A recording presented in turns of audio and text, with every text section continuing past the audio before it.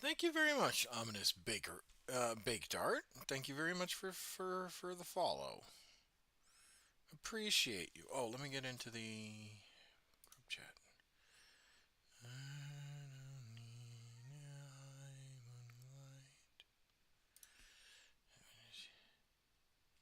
On my alternate Twitch account. Oh, okay. That's all right.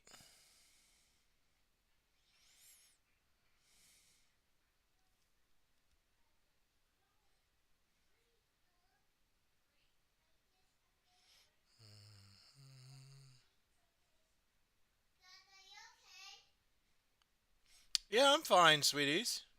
You need to go to bed, though.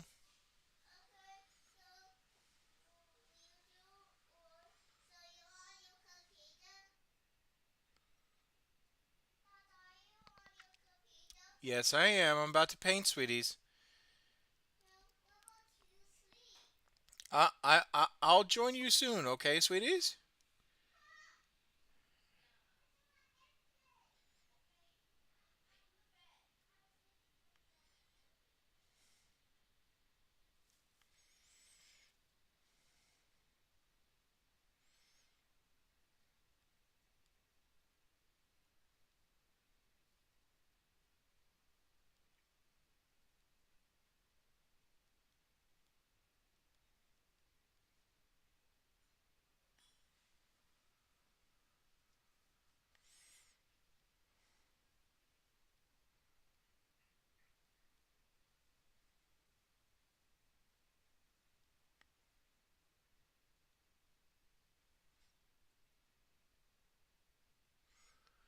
Uh,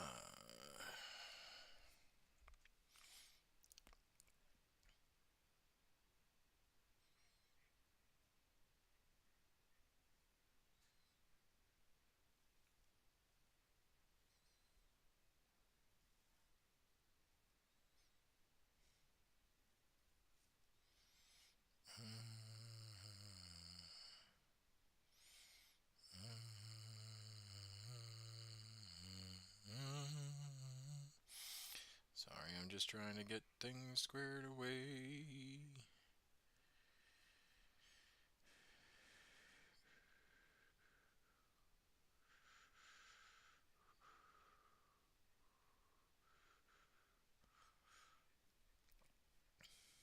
Trying to get things going. Because I really want to. There we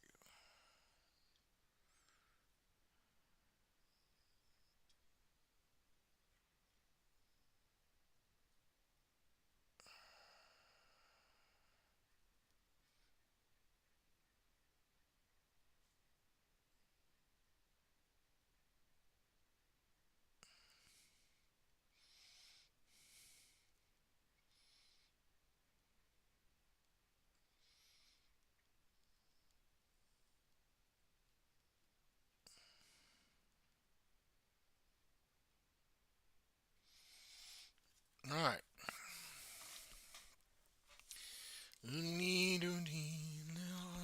Oh, I need to get my iPod real quick so I can listen to music while I paint. Oh, I need to also clean my glasses. All right, hold on, guys. We'll be right back. But I do want to get into talking about um, Warhammer and all that stuff, and models and everything like that. And I really wanted to. Oh my goodness, I really wanted to address kind of things I want to say thank you about to my community. Those who have been watching, those who are faithful into watching, and all that stuff. I really want to address. Um,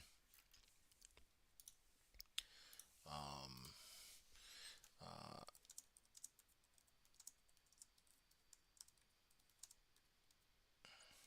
I really wanted to address and give thanks to people who uh,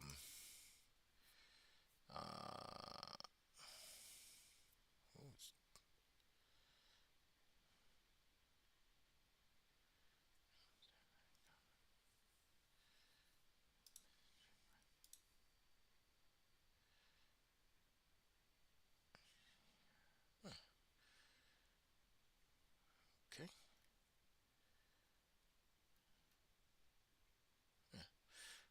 Okay.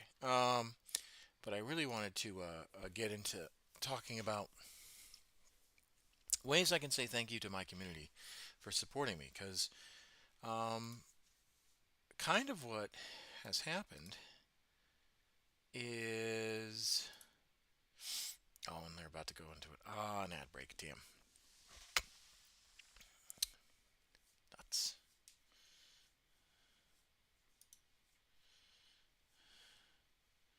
Well, we'll wait.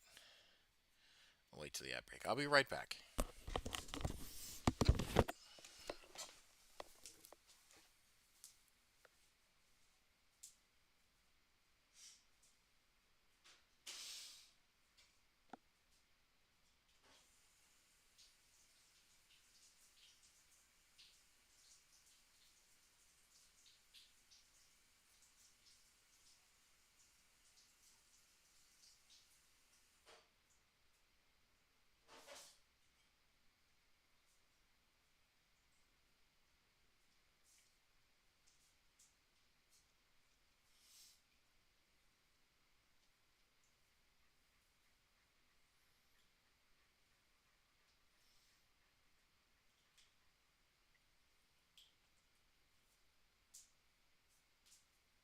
Oh, much better. Okay, we're back. Oh, music.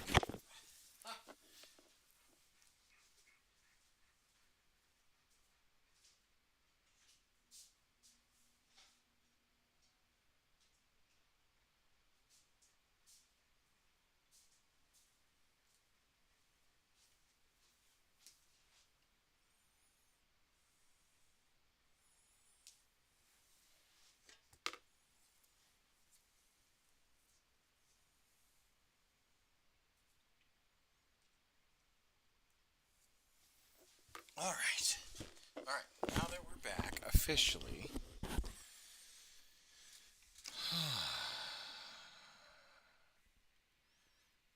Now that we're back officially.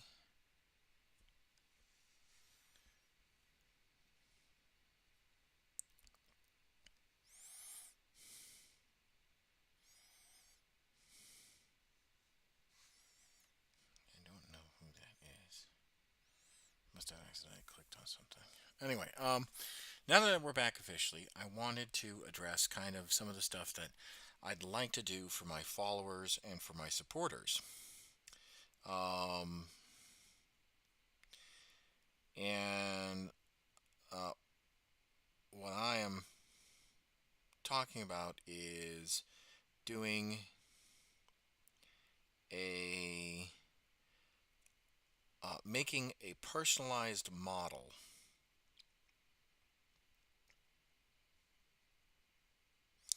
for that's a Warhammer product for my followers. And the reason why I'm doing this is because we have almost 300, almost 400 followers on Twitch and almost 600 subscribers. We're about 21 away from 600. 600 subscribers on YouTube.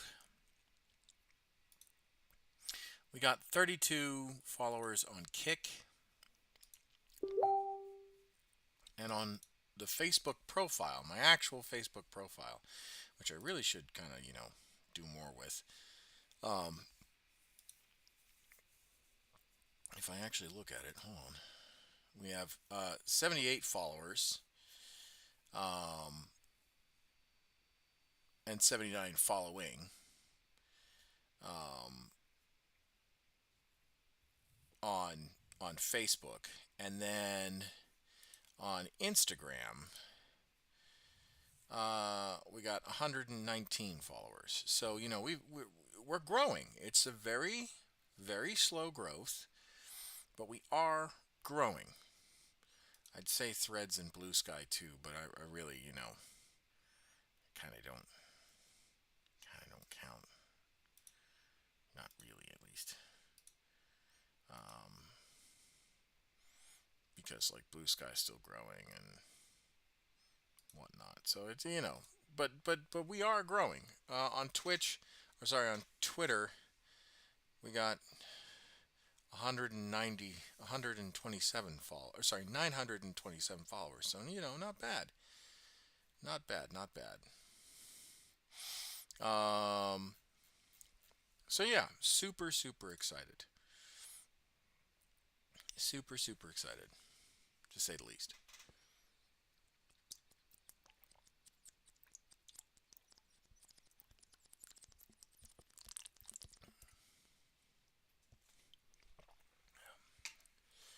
Uh, but yeah, so that's kind of so I wanted to do thanks. So I really want to,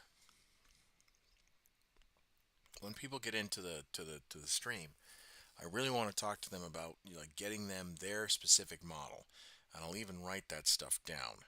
Um, you know, just so that I don't forget. Um,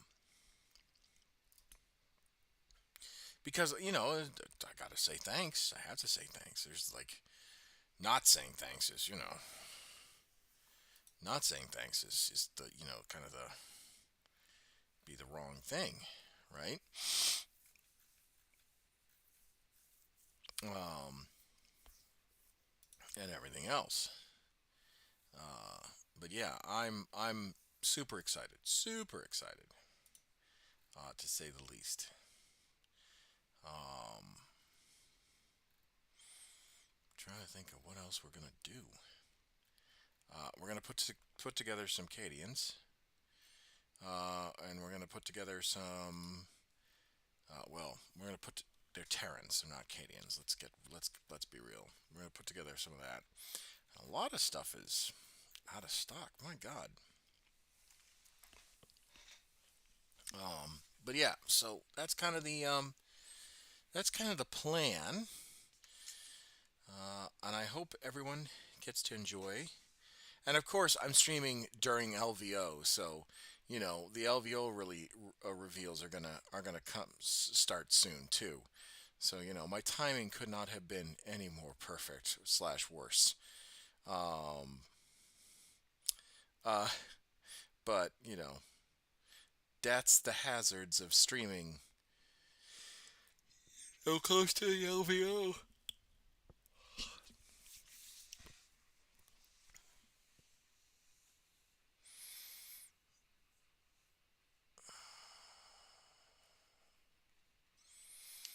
All right, but let's get in to painting, and Lexi, if you're still here, um, you're kind of brand new to the community, um, but I think once you get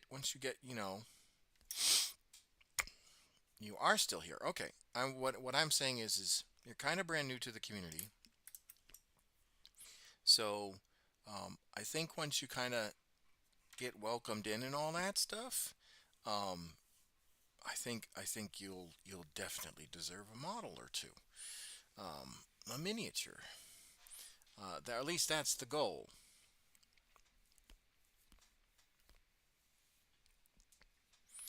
So at least that's the goal.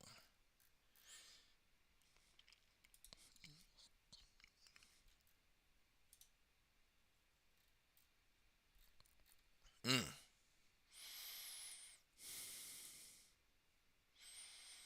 But yeah, so we were putting on guns, I believe. I think we were putting on guns. I want to say we were.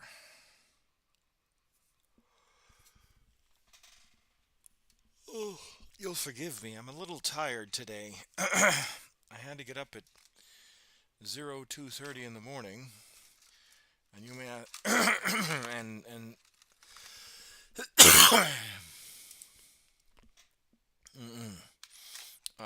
some may ask, why did I have to wake up that early? And that is because I had work today. So your boy is a bit tired. Your boy is a little sleepy. But I did promise to film today and paint and um, So that's what I'm going to do, God damn it. I'm forming an army. I just need to paint some of them and build 3 of them. I got lucky and clicked with the local gaming group and I stayed. Well, that's good. I'm glad. I'm glad that you are feeling welcomed. Uh, it is always. Oh, excuse me. I don't mean to be yawning. That's rude. It is always a welcome thing when someone feels welcomed into the hobby. The hobby can only be as good as our most welcoming uh, group. And if you're not being welcomed, um, that is something that needs to be addressed. That is something that needs to be fixed. Um, and, you know, that's something that, like, is important. I hope I can get my hands on a canoptic reanimator. Well, tell you what, if we're ever on the battlefield and we're facing off, I hope to get line of sight on your canoptic reanimator. May it meet Imperial steel in both fury and fire.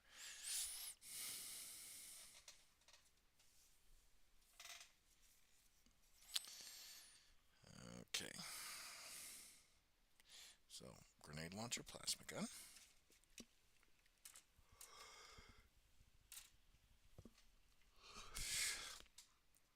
Grenade launcher, plasma gun. Okay, so I got 2 of those.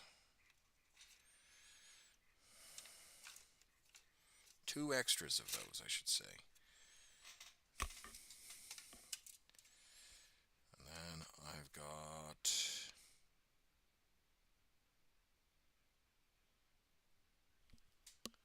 a. Hello, Quackamo. Hello, hello, hello. Welcome, welcome. Okay, I've got a Vox caster that needs to be painted. I've actually got 2 Vox casters that need to be painted, so we will need to have to paint those. And so that will have to get taken care of.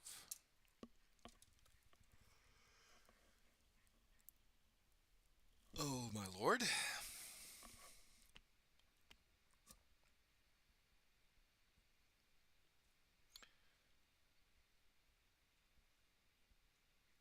Uh, that's the energy I'm hoping for. I also. Oh, I can't type tonight. It's okay. I can't. I'm tired, so I can't speak tonight. Uh, I also royally screwed myself because I gave my brother-in-law Grey Knights, and he loves them. They're tough. Yeah, well, Grey Knights are going to be tough no matter what you do because they are designed to take a whooping. Um, really, any Space Marine faction or any faction that has power armor is designed to take just the most unholiest of beatings. Um, and that's like a And of course, you're like, well, Commissar, no shit. And I say, yes, I know. You know, um, it's going to be one of those things where you just kind of have to learn how to roll with the punches, particularly when it comes to um,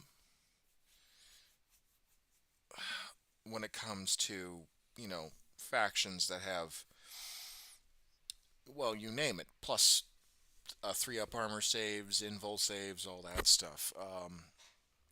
Grey Knights are particularly durable. I mean, they are notoriously tough. Um, you can never get fully away from dealing with Grey Knight's 3 up armor saves and all that stuff. So it's one of those things where you just have to countenance, right? You just have to deal with it as it comes. Um, now, not many people kind of plan or prep for dealing with Grey Knights, and that's okay because not everyone deals with Grey Knights on a near daily basis. Grey Knights is that it's that what I would call the rare army that you see on the field, and when you finally see them, you're like, oh no, kind of a deal.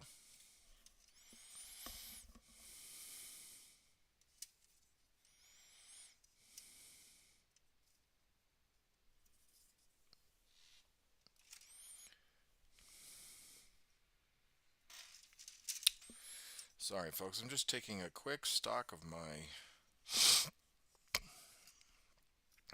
inventory, the stuff that I still have that I need to build or use, I should say, not build but use.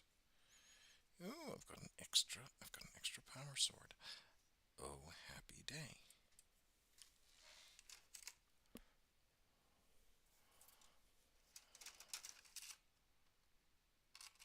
Uh, uh,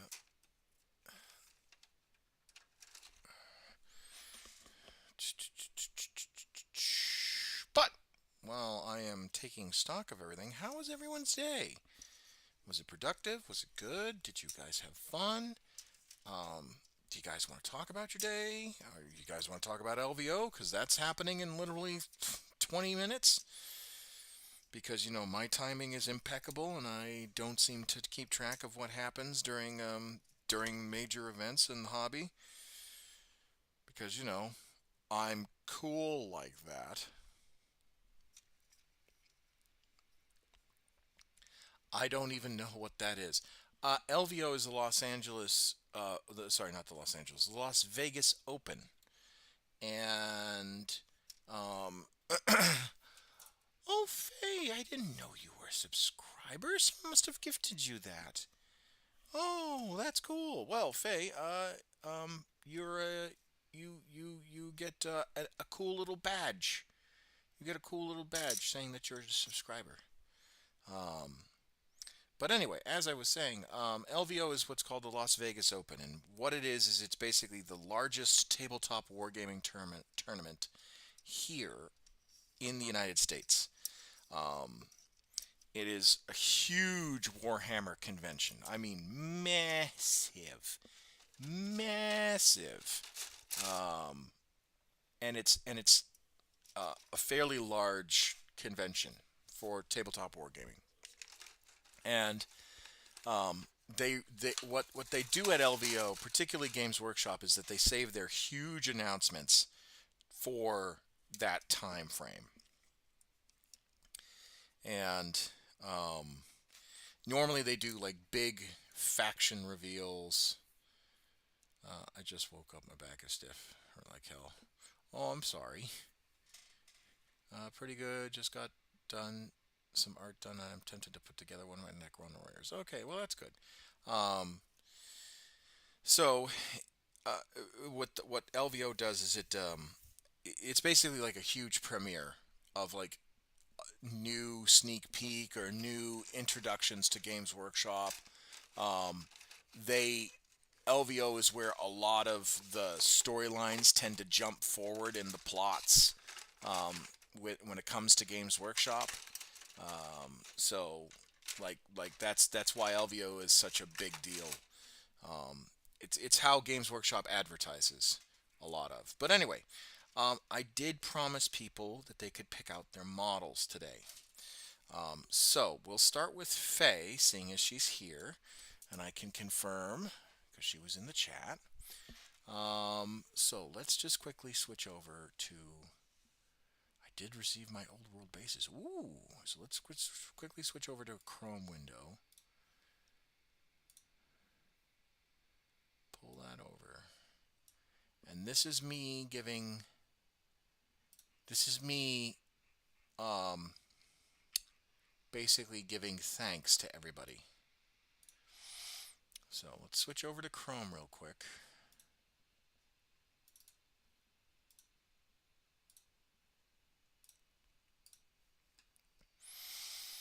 And we can start working on picking out models for people.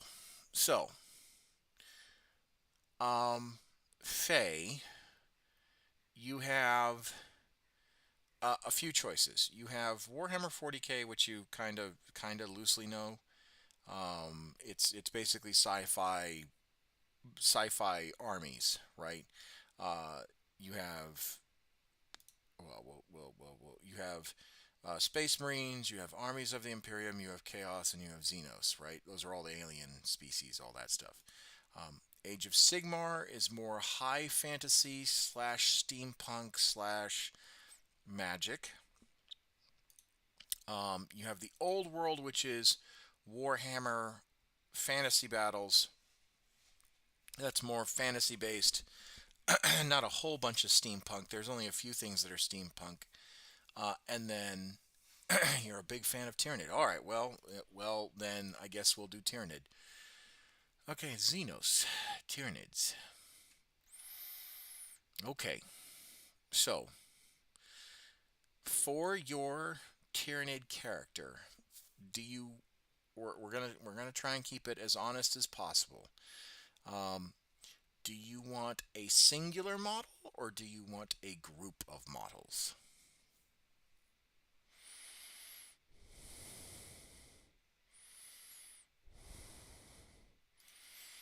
Me, I think the Neurolictor looks just absolutely dope.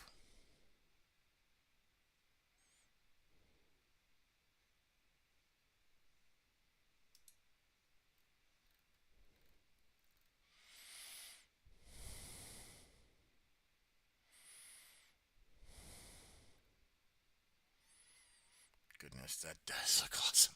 Well, if you have another style of, I was going to say it.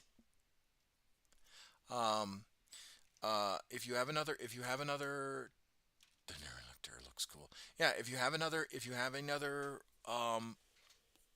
model that you want particularly, I'm okay with getting it because again, this is my way of saying thank you to the community. I mean, we have a regular lictor, which is always fun, right? But then you also have the death jumper or the death leaper, which is right here. That's got the little cape thing. Give me a brief moment to look something up. Okay, all right.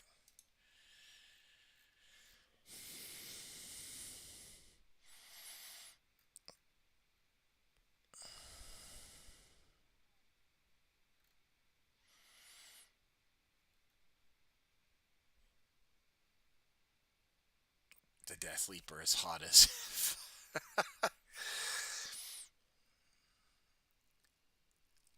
uh, Death leaper looks pretty cool. Well, welcome to the chat, Pyovor. Welcome, welcome.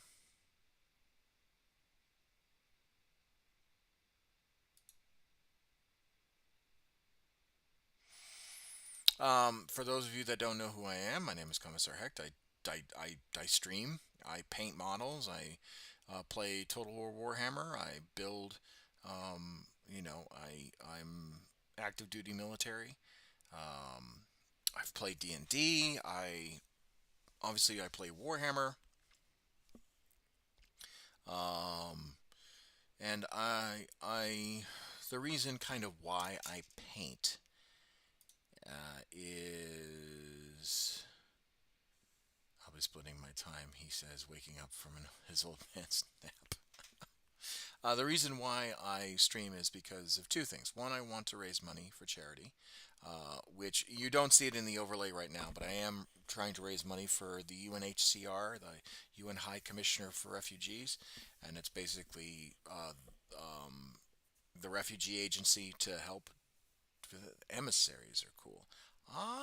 Oh yeah, the Norn assimilator and Norn emissary. Yeah, they're biggins. They're huge models. I don't know if I could do that justice. Um, there's a few more. Oh, the spores are out of stock. And then of course there's Tyrant Guard, the big Tyrannofex. Hi, Johnny. How are you?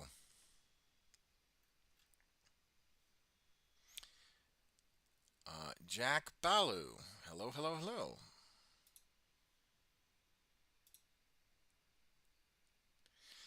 Johnny. Johnny. by virtue of being one of the oldest of my friends. Are we looking at an insight? Well, we're picking models, remember? I made a mention of that in the Discord. If you're a part of the Discord community and you're considered one of the good friends and supporters, shaving off the evening nap. Star Screamer looks goofy. Um, all the if you were uh or Tarot's Terminants, right? Yes, yes. So because you're part of the of I would say the because I would say that you are one of the older veterans of not just the channel but of me personally. Um, I know you have a lot of Warhead. Not a Tyranids player, so I don't know what's good. No, no, no, no, no. So here's the thing: where I am picking out, or I have my viewers, those of my supporters, Faye, Johnny, Quackamo. Once Lexi gets more established, definitely her. Um, um, once they're established, if you become a constant member of the channel, supporter of the channel, um, as a way of me saying thank you, you will get a model of your choice within reason, a model of your choice within reason, and I am going to paint it up and I am going to mail it to you. Um, uh, you can't be a one and done. You got to be a member of the channel for a little bit, earn your stripes, um, support not just me, but get other people to join. And, um, you know, get other people to join, spread the word that, hey, there's this guy who does a lot of the Tyranid Hiradan. Oh, yeah, yeah, yeah, yeah. The Winged Hiradan. Yeah. It's a Forge World model. It's probably the only Forge World model that is just as expensive as a Biotitan. Um, but yeah, so if you are sincere about supporting the channel and all that stuff, then you become a member of the channel. You become a member channel. You get other people to join. I am a active duty military, United States Air Force, security forces member. So I only stream a little bit. Um, 515 is yucky. How big is it? It's fairly large. It's a huge. Do they have a thing on scale? Yeah, right here. So that's a gargoyle. That's a barbed hierophant. Or sorry, a harpy. This is a hiradan. It's frickin' massive. And it's really well done. Um, okay, hold on. She was saying something about it. Hold on. Let me go back. Torn between the Neurolictor and the Vansar's Leapers. Okay, so damn, huge indeed. Yes, yes. So the Van Ryan's Leapers are, I would call them the Diet Coke of lictors.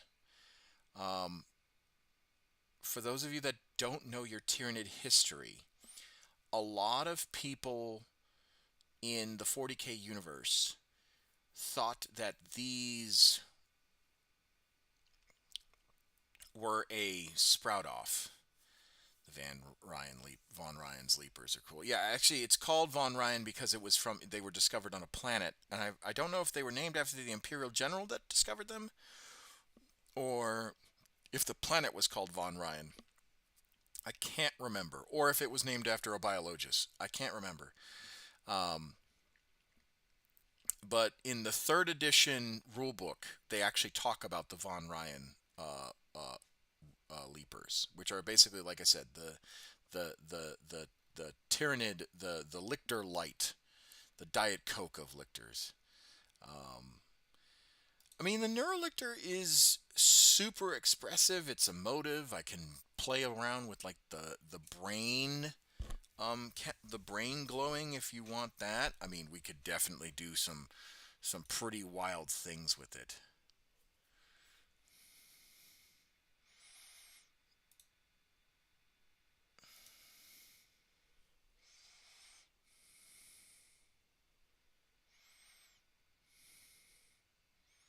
All depends on what you want.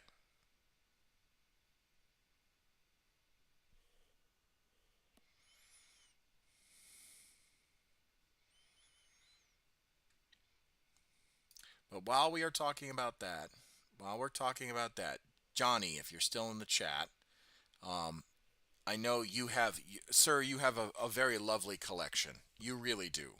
Uh, Johnny's collected more than me, and he's collected during the golden age of both fantasy and 40K. I envy his collection. But the reason why I'm asking is because I really do want to give you something, man. Like, you and I have gone back quite a while, quite a while. Um, I might go with the Leapers. I might go with the Leapers and one of my other to go with one of my other minis, Strarn. Is that the Chimera from Gears of War? I can't remember. If you want to go with the Leapers, you can. It's going to have to take some thought. Okay, all right. If you don't want to decide right now on stream, totally totally fine. Totally fine. 100% respect that. I'm just, like I said, I'm making good on my promise. You guys have been supporting me for quite a while, and a lot of you deserve your flowers, and this is me giving you your flowers. This is me giving you the respect that you deserve. Tension is going to split between GW pre-stream and from LVO starting. I know, I know, I know. I picked a bad day to start streaming. I really did. I totally. I was like, boo. Um, but I definitely want to give you guys your flowers. I really do. Um, uh, and if you decide not to decide right now, that's totally fine. Quackamo, you've been a loyal companion. Um, what? Honestly, thought it started early. What do you think? It's not mine. Example. He's a Carla player. Okay, all right. Hold on. Let's see. Oh, yeah. The Keller morph. Yes, I am very familiar with the Keller morph. I hate that dude. I fought against him. Um, did did you want a Keller morph, or do you have that? Because I can get you a Keller morph. I'm not going to be very good at painting it. I mean, I'm going to try, but um, you know. Oh, thank you. Thank you very much for the subscription. He's my one mini. All right. Well, then, uh, yeah. Grim painted him for me for Christmas. Well, then this is my contribution to your collection. And the good thing about both Gene Stealer Cult and Tyranids is the fact that you can kind of ally and mix and match the army a little bit. I don't know if you can do it anymore, but you used to be able to do it. Um, I'm sure they'll bring it back in other editions.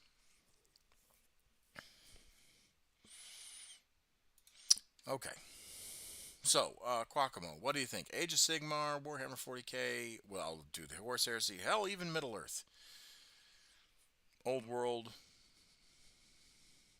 I think they have other games too.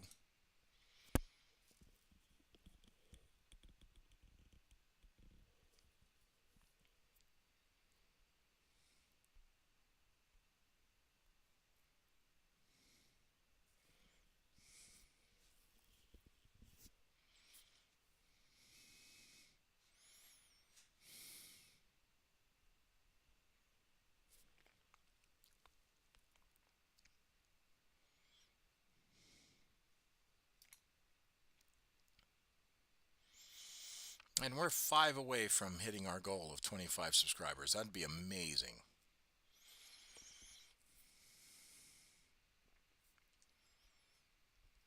Super excited. Super excited.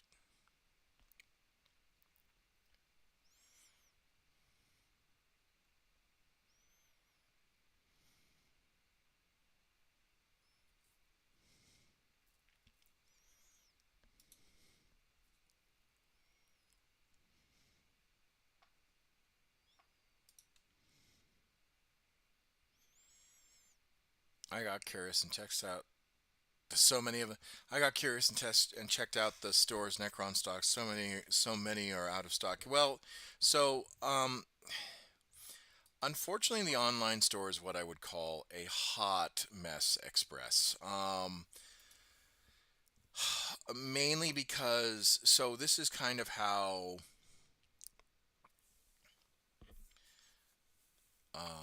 something related to Harlequins. Okay, all right. Army of Xenos. Let's see. Harlequins. That would probably be Eldari. The Solitaire. I do need him for my. I do need a Doom Diver. Oh, maybe something Beast related. I don't know. Well, the Solitaire is definitely a good, solid choice.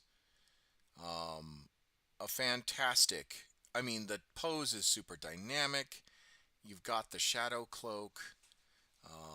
I might be able to do it in BL colors if you wanted to attach it to a actual craft world.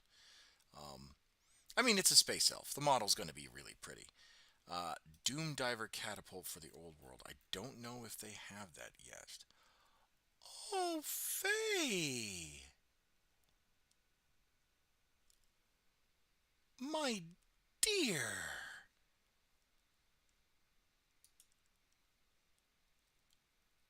Oh my god! Faye!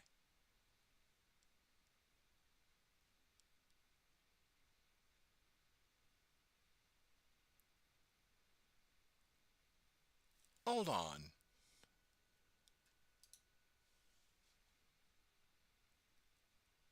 Faye! And you started a hype train! Faye! Already love this community. Faye, you didn't have to!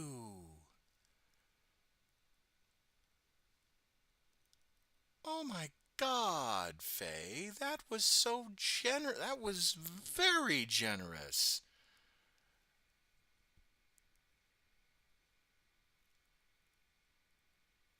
I I know you're so far away from the glass of wine, but Faye, you didn't have to. Your views are just enough. Your views are just like. Oh, thank you for the bits, Jack Baloo. Your views are just enough. The fact that you're able to sit and enjoy the stream and all that stuff, I didn't need. Oh, you're a darling. Thank you.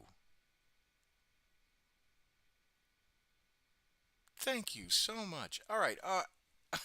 Where was I? Oh yeah. Let's go back to the window real quick. Such a dear and a hype train. Oh, I couldn't ask for more. Google forgot my password. Oh no. All right.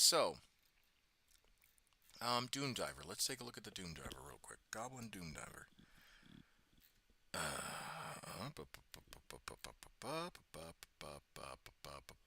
And prior one. Thank you very much. Oh my God, Jack! Holy crap! A dude. That's insane. You realize you just gave like $11, right? Like, that's amazing. Thank you very much. All right, hold on. Before anyone gives any more, let me just pause real quick. Pause, okay? You deserve this love, man. I, I welcome everybody that does this, but please, please, please, let me go back to the Commissar's journal. Hold on. Okay, all right. Wait just 2 seconds. So, you see the thing right up there, the refugee aid mission. Let me link that into the description. Hold on. Let me link that in the description. So the goal is to raise $5,000, and this is why I say I really want you guys. I know this money is going to a good cause. Well, and it is 100% it is. So I want everybody to understand kind of what's going on. Okay, so here, let me just link that into the description. So let me read the charity real quick. Okay, so with the ongoing crisis in Afghanistan, Syria, Iraq, Somalia, Djibouti, and all of the conflict zones around the world, all right, those people who are been displaced, stateless people, they need food, they need shelter, they need water, they need medicine.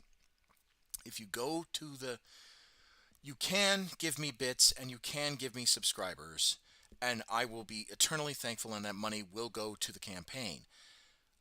But if you donate directly to the campaign, that money goes to the campaign without Bezos taking his portion of it. Okay. Um, Basically, the UNHCR is the UNF is the United Nations Refugee Agency. They work in over 130 countries. They provide emergency and ongoing support for refugees. They give food, water, shelter, medicine, a place of comfort free from persecution and tyranny. The reason why I am so passionate about this particular charity, okay, this particular event, is because, and it's going to be a little hard for me to talk about, but I'm going to talk about it anyway because it's important. Um, During my second deployment to Africa, I dealt with refugees, and I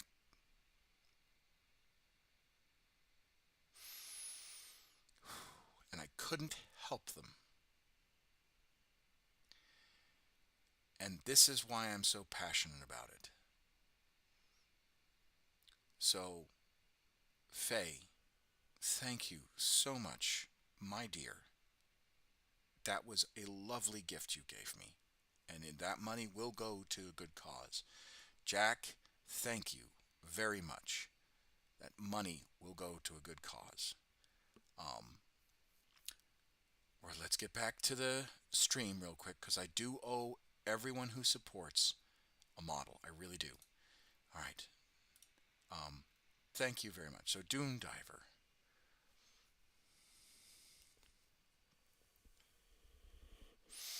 I commend you in what you're doing. I got to be a part of the fundraising for the Ukrainians, and I do some light activism for them. Used to be a part of a group called NAFO. Oh, I am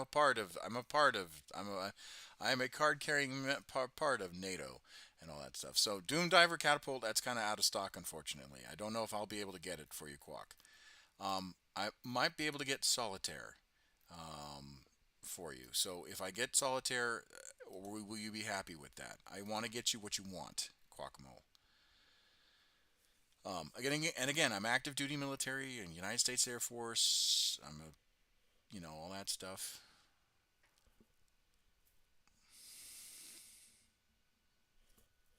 Oh, Johnny, dude,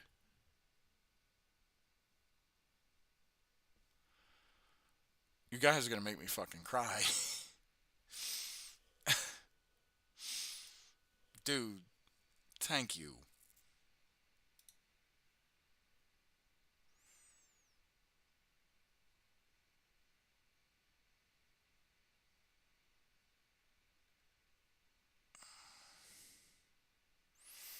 Colorless King, thank you very much. Thank you very much for joining. Thank you.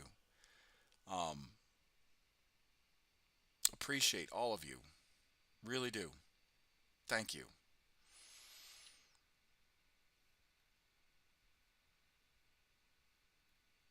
I added another 30 to the direct link. I think that's the closest I got to a can. Uh, uh, Hold on. Oh, wait. You added another 30 to the link? Faye! It's not going to update, I don't think. I don't think it's going to update on the overlays. Not yet. Oh, no, it did.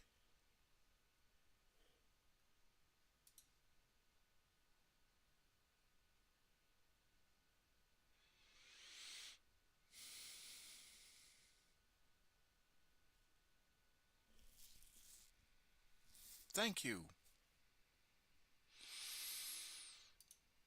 Look, I would love to kind of go into how much it affects me. I really would. Uh, but I also want to paint tonight, and I want to be able to use that as my part of the therapy stuff that I talk about on the channel. I really do. I talk about it a lot. Um, Guys, you are so good. I can't. The closest thing I got to clapping emoji. Thank you very much. For those of you that don't know, my name is Commissar Hecht. Obviously, I do Warhammer and all that stuff. I do cosplays, I paint models and all that stuff. So, thank you very much for joining. Um, I will be getting more icons and more emojis and whatnot. You're more than welcome to join the Discord. I started a YouTube channel a very long time ago, but now it's for raising money and charity and all that stuff. Um, but anyway, Commissar GW Stream just announced Black Library Special links Minka Lesk and her command squad. That will be kind of cool.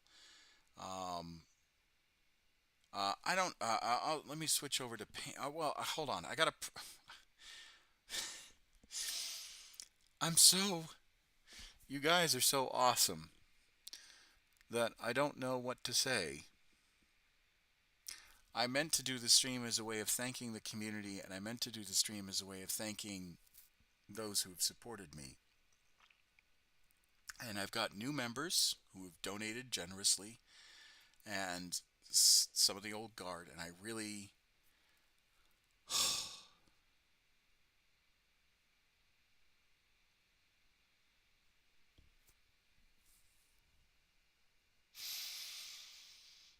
I am both blessed and count myself fortunate that I have supporters like you.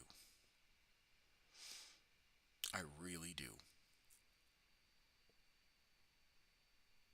And you guys are awesome. So, there's that. Oh, Quackamo, you didn't have to give a gift. You really didn't. Thank you so much. I mean, we've hit our sub goals quite well. Uh, Jack, you've already given enough. You really have.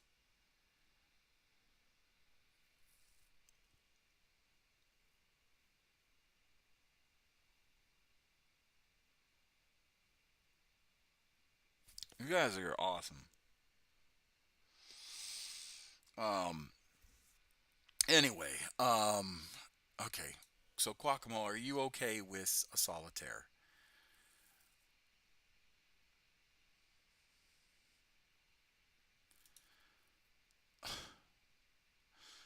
Well, you all got the rock out emoji.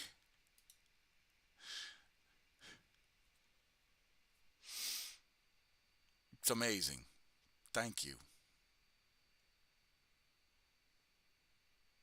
Sure, even Holoquins. Oh, dude. Oh, my lord.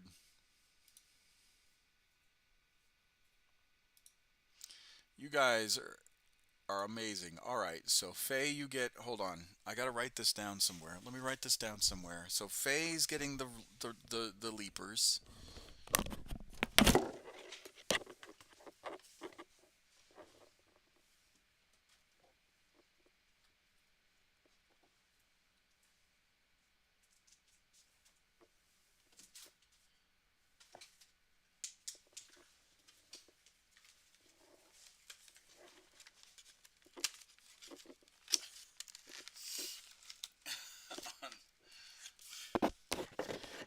shook.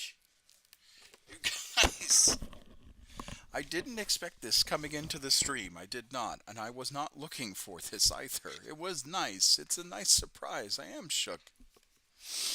I am. Okay, so. Alright. Let's get my thoughts together. Okay. So, Faye. Van Ryan's Leapers.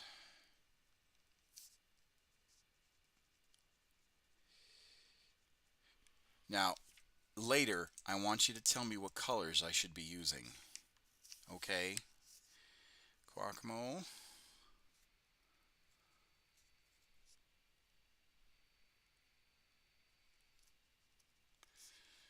Solitaire.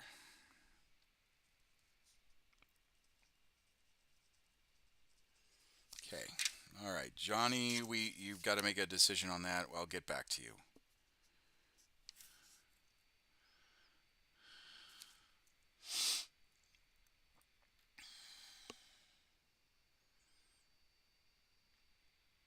Okay.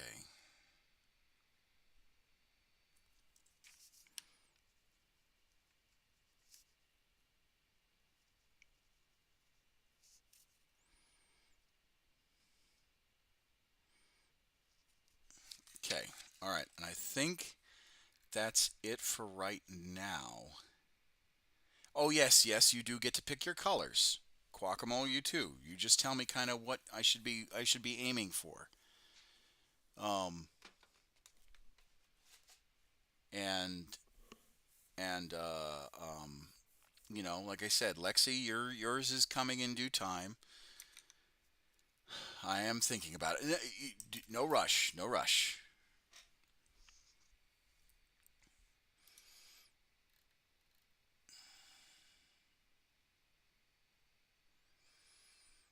Mm. So, Faye, you're requesting some gray, a light purple, almost like a Rakarth flesh, a brown, and then a steel gray, and a mauve, almost like a little purple.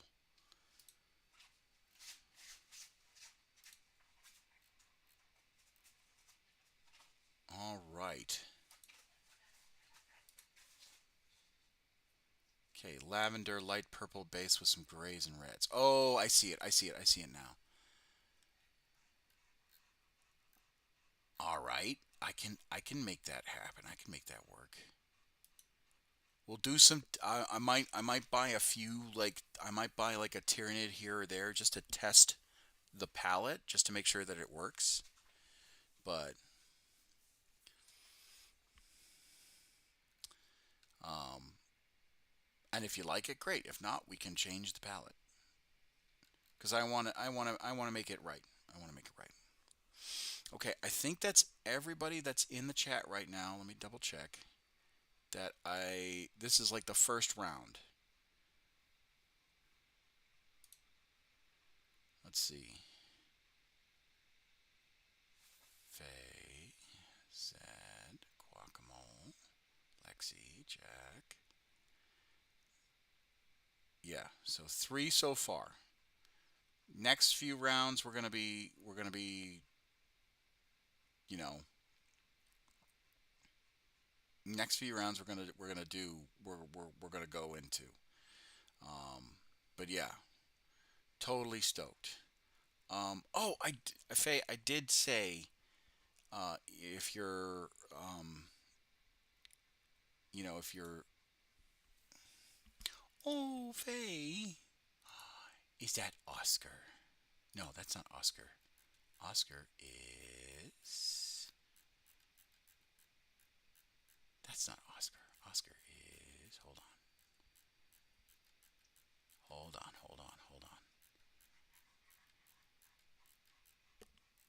Otterpop. Yeah, that's right. Otterpop. You were close.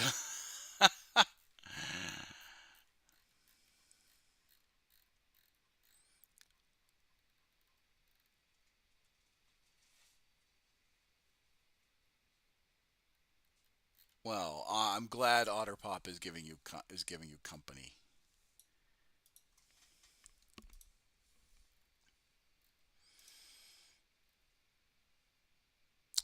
But anyway, let's get to painting real quick before anything else, you know, happens. And if other people come in, right, and they start donating or whatever, not donating, but if they start, if other people come in that I've got slotted for this first round, I mean, everyone in the community is going to get one. Okay, I just have to make sure that I get it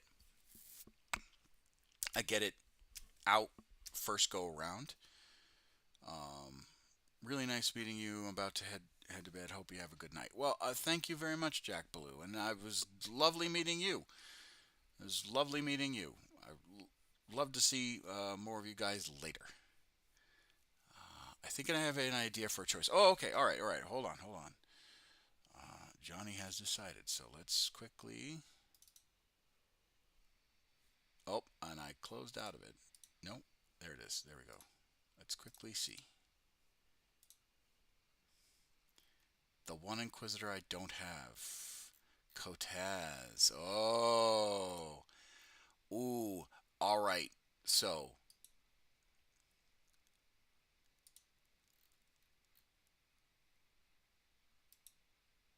we have this one, right? Which that's not a bad model. That's not a bad model. But I think we could do better. I think we could do better. Hold on. Oh, no, no, no, no.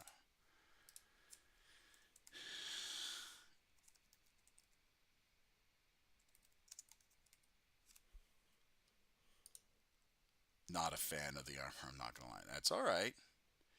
That's okay. Oof. Oh, it's in fine cast, though. Ooh, no.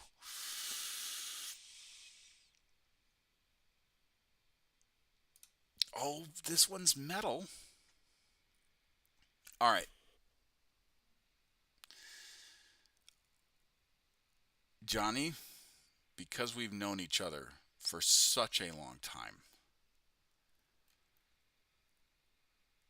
if you want a metal model, I will track it down. If you want the current model, that's fine too. I'm not going to be as detailed on the edging of the cape. I'm going to try my damnedest. All right? You're a far better painter than I am. I'm just going to be honest. But the older model was nicer. The older model was nicer. For those of you that don't know the difference between the older model and the new model, here I'll let me blow this up real quick. Yeah, don't do it's out of production and ridiculous expensive. Well, I can try and find a metal one. I could try and find a metal model. So, yeah, I'd get out of here. No, dude, the current model's fine. So this used to be the old model. Very impressive. Heck, the thought of just touching it. This is the new model. Still impressive. I think the design team may have phoned it in a little bit. I do like the fact that the eagle's in flight, but that one was fucking solid too.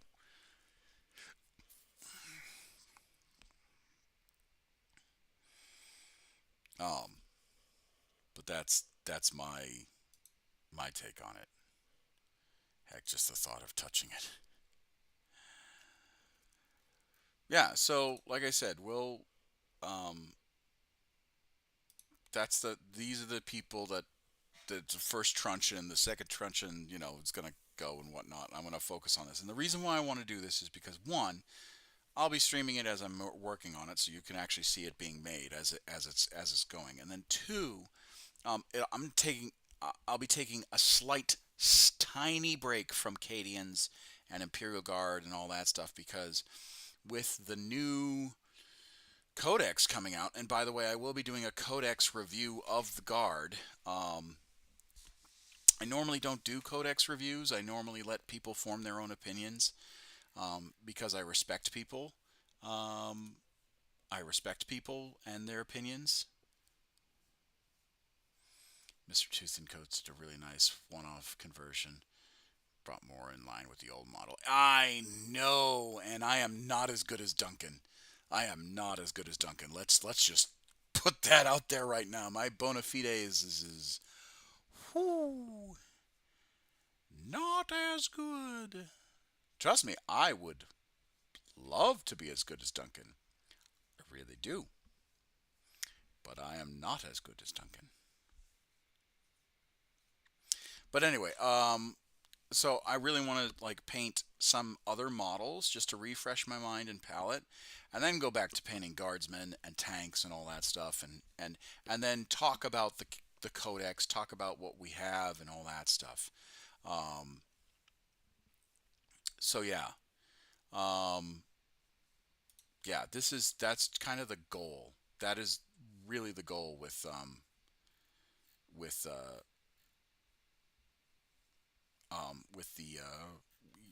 the with the very few are as good as Duncan. But yeah, so there's that. But he's a great inspiration. No, he really is. He really is. And if those of you who don't know who who we're talking about, Duncan used to be a Games Workshop employee before he was. I don't want to say let go. I think before he moved on to greener pastures, and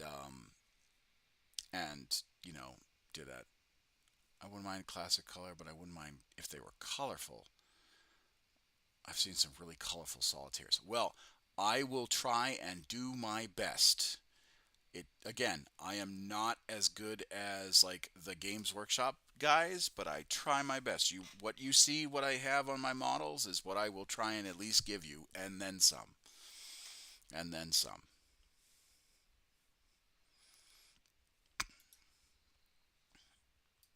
But yeah. Yeah, so there's that. Oh, and as a matter of fact, there are some promotions that are need to be in order. Quackamo, you are going to Duncan Rhodes. Yes, thank you. Uh, you are being promoted from White Shield Conscripts to Platoon Trooper. Let us see.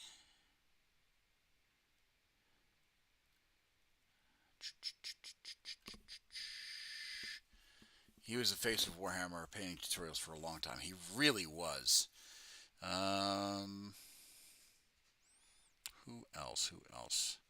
Let me disable streamer mode for just a second. Wolfheart? No.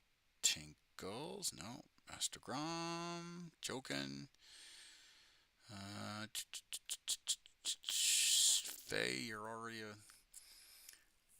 So is anyone getting a model from the Commissar? Yes. So Faye is, you are, and Quackamo is.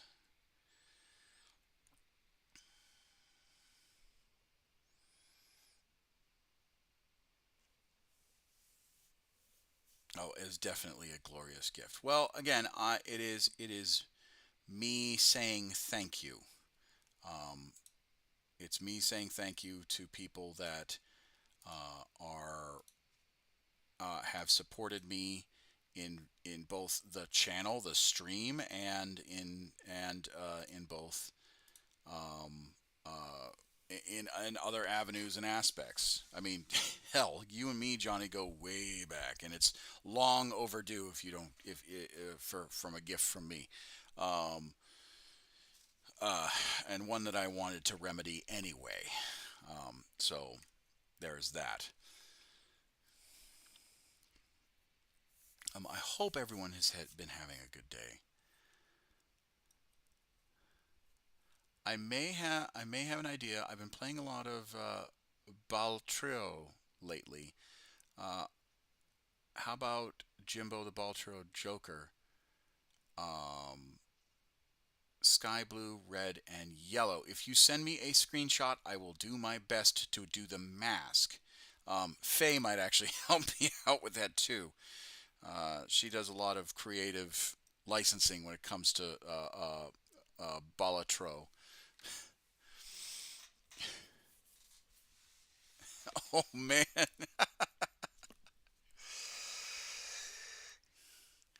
not gonna lie, we really do go back there. Just Balatro is what I'm playing right now.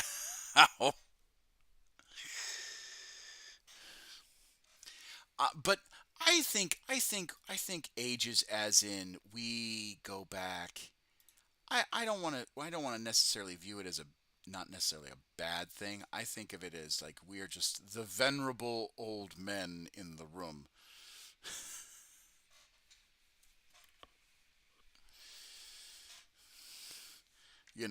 A few more years and we'll be shoved into dreadnoughts and used as storytellers for the rest of the chapter.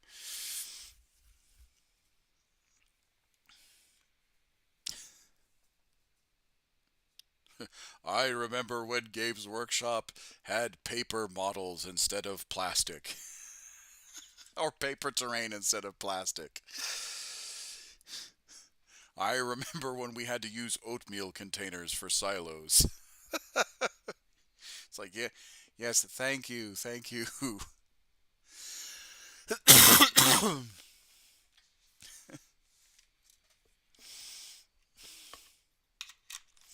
All right,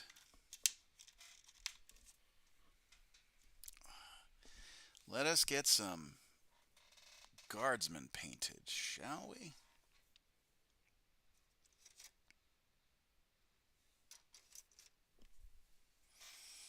The Emperor's Children Arms just got previewed. I need to repeat. I don't need to start collect. There's inspiration in the art gallery. All right.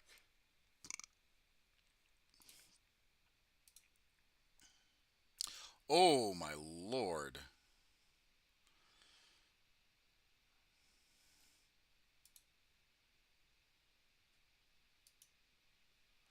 Something like that. Okay, so I may not be able to do cross hatches, but I will try my level best.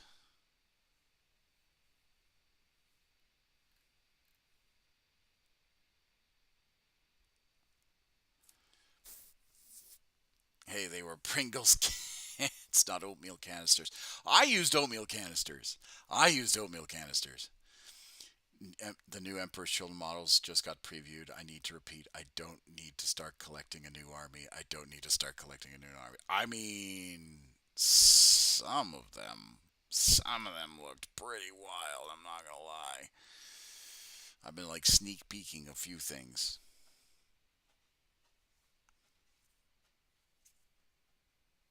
Some of them looked pretty poggers. I'm not gonna lie.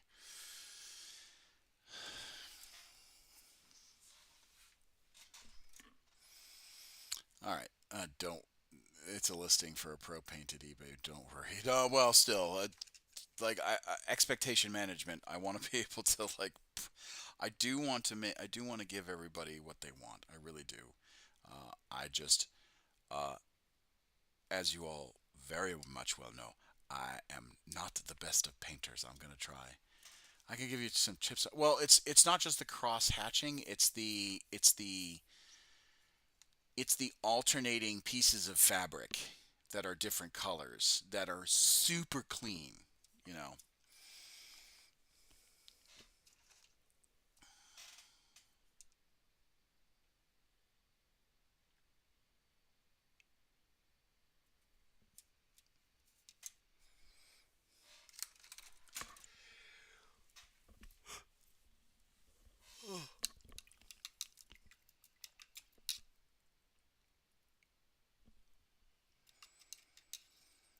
One thing I think would look great is a gold and silver mask. Well, funny story. I love painting faceplates.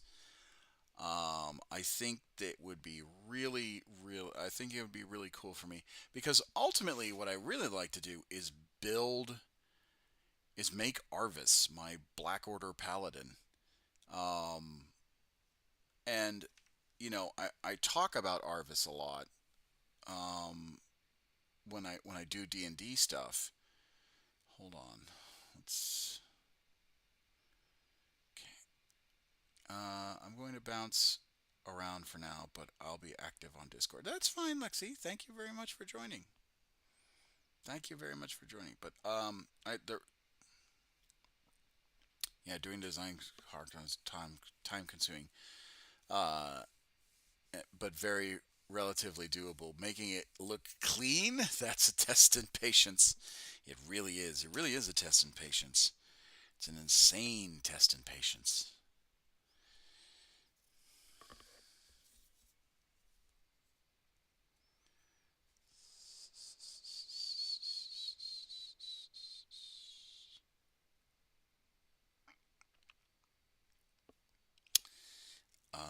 We want to do. I'm going on a limb and say Retributed armor with Reichland fresh tone looks clean. Again, you're crazy. You're absolutely crazy. A skin tone with gold, you're nuts. But yeah, so um, what was I gonna say? So I'd love to do a faceplate. What? I've never seen like I do all my gold with that shade. I'm just saying it's crazy. Like you're ballsy. You're super ballsy for doing that. Like I give you this is me saying you're nuts like as a compliment. It's super ballsy to use a skin tone for metal. It really is.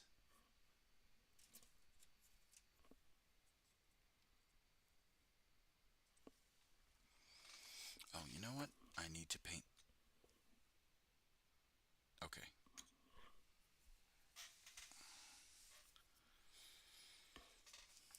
I'm not saying that as a bad thing. I'm saying that as like a compliment. Like, ooh, crazy.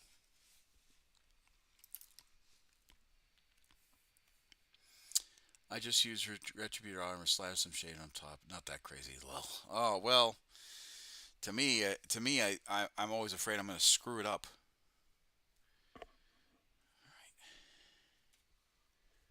Where is that desert yellow? Oh, no, I think I found it. Yes, I did. I did find it. Haha. Reichland is a good shader for golds. Keeps things nice and warm. Oh, well, okay. You learn something new every day. I would have never thought a flesh shade would work on on a metallic like that. I. Fuck. And Hey, Isabel. hello.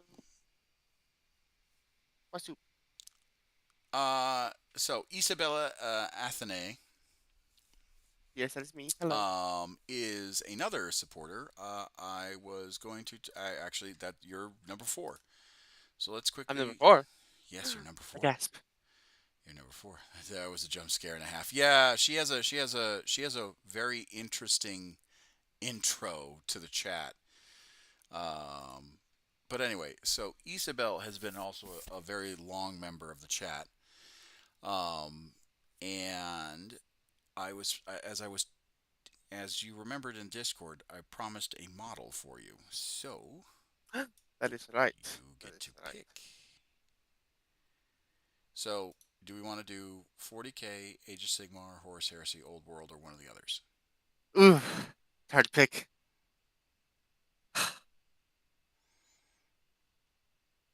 Hmm. Uh, if I had to decide, it would have to be between the Horus Heresy and Age of Sigmar, probably one of those two.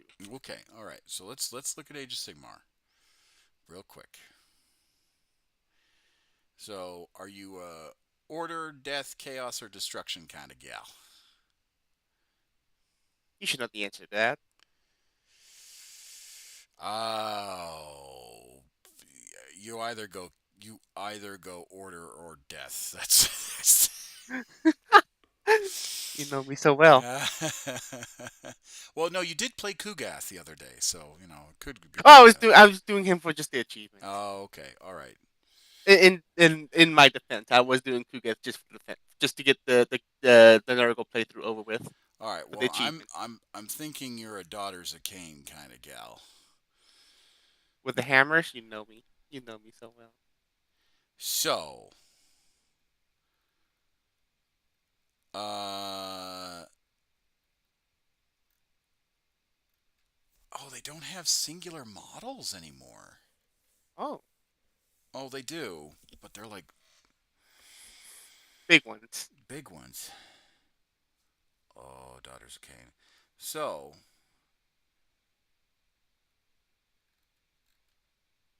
Oh, there's a High Gladiatrix, I guess. The other one. say again. There's the High The Gladiatrix. High That one. Gladiatrix. Yeah, you know.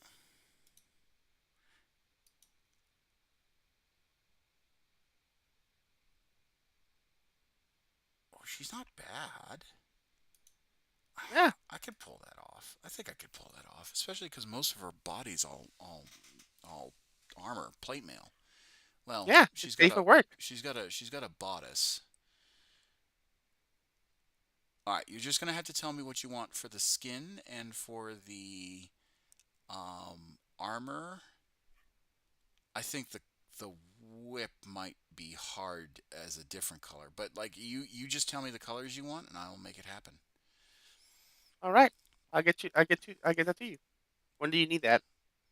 Just whenever. I'm gonna be starting these, as I Over go. time, whenever the Yeah, yeah, yeah, I yeah, should yeah. get them. Whenever they get here. Well, first we gotta first we gotta finish we gotta finish these Cadians that I'm staring at. The KDs you've been working on for I think it's been a month now, 2 months, For forever. for a hot minute. Uh, but we're getting there. We're getting there. We're cooking with some gas. But yes, there's that. All right, I get Um, back to you on a good colors for that. yep. It's okay. So let me write that down. So Johnny wants Cortez and Isabella wants a Age of Sigmar.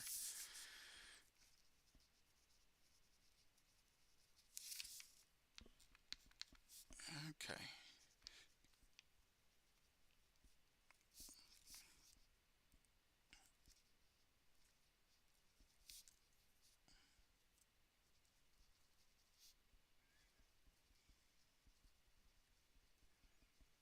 All right. Cool. Lovely, lovely, lovely, lovely, jubbly. All right. Very lovely. And how are you, Isa? I'm doing pretty good. Can't complain. Just been doing Power Roll lately. I haven't actually hopped onto Warhammer 3 in a bit.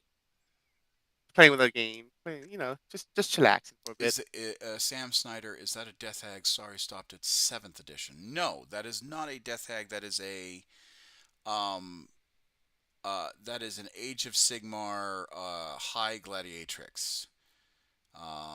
Think of them as the succubus from 40k. And that's kind of where, or the witches cults from 40k, from for the Dark Eldar, and that's kind of what a gladiatrix is. Um, but it's for Age of Sigmar.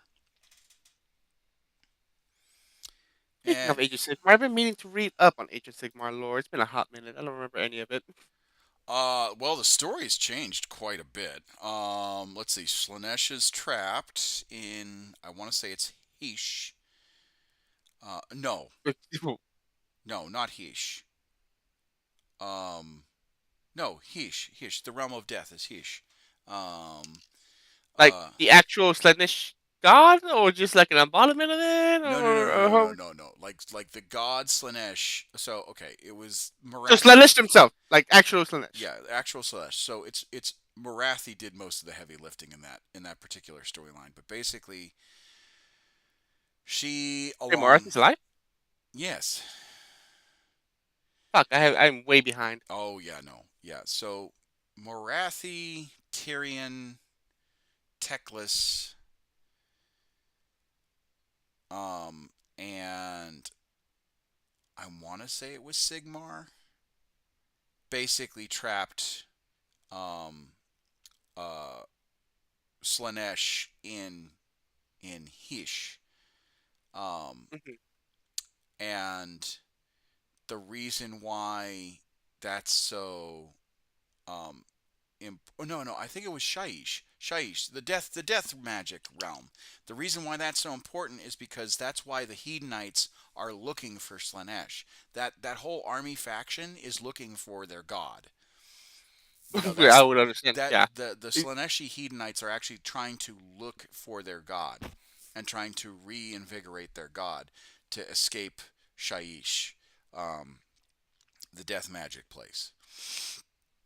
Um, um, and so yeah, there's that. Like there's been a lot going on. I mean, just recently they dropped new lore about Sigmar and the Stormcast Eternals, and what that actually does to them. mhm. Um, uh, Commissar, take a look at the Vox the Discord. Okay, all right, hold on.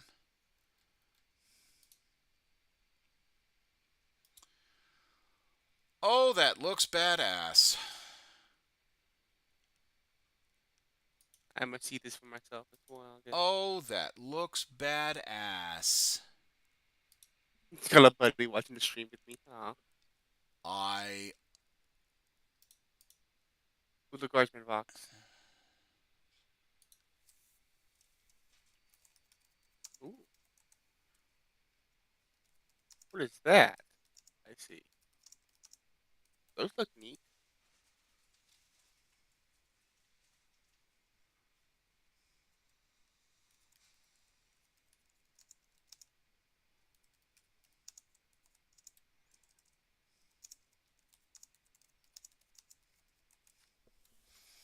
okay.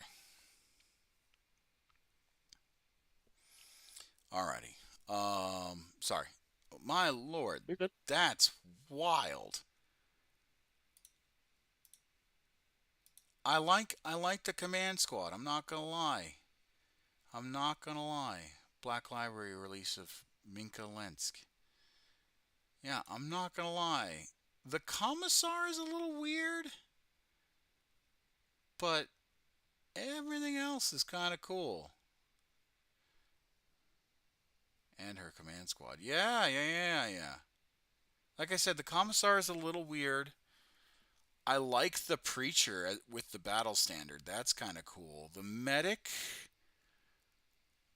and the Meltagunner are pretty nice.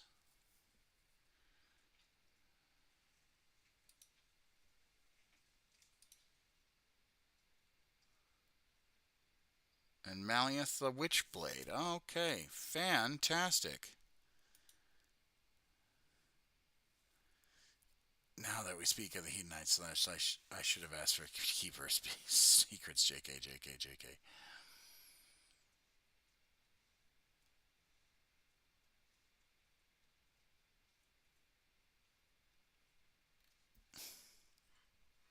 But yeah, I that's pretty wild. I'm not gonna lie.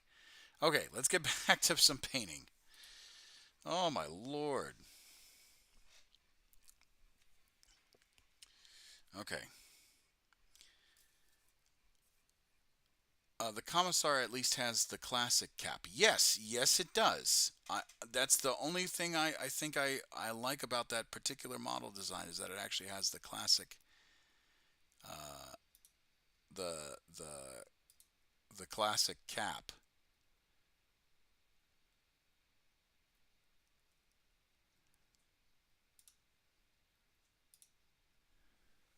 That's the only thing I particularly enjoy about that. But the other bits of that design, I'm not a big fan of. The power axe is a nice callback to the old Commissar, but him with his hands behind his back, I don't know if I like that. I don't know. I don't know. Commissars are supposed to be bombastic, not reserved like that. They're supposed to be inspiring. Don't know if I like that.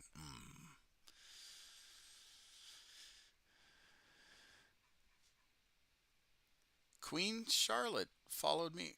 Candy Queen Charlotte, follow me. Oh my lord. Oh, Sebin. Dude, we got a raid. Oh my god. We have a raid. Kai Shroom, thank you very much. Oh my god. We just hit 400 followers. Hog. Crab raid. Oh my god.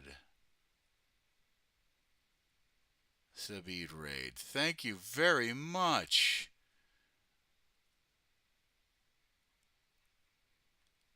Oh my lord, thank you all. Oh, and the bits. Thank you. Praise the Emperor. Holy crap. 401. My god, I didn't think we were going to get this far.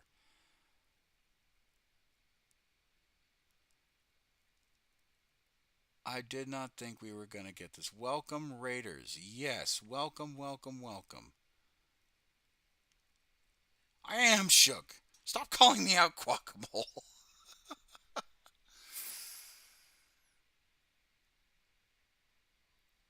My lord.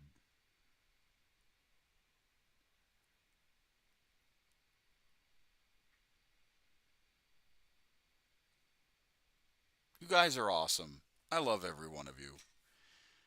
Uh, uh, Sabian,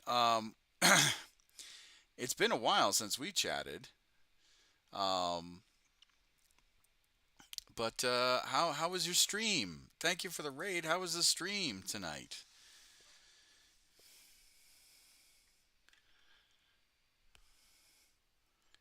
What were you streaming tonight? I know we haven't caught up in a while.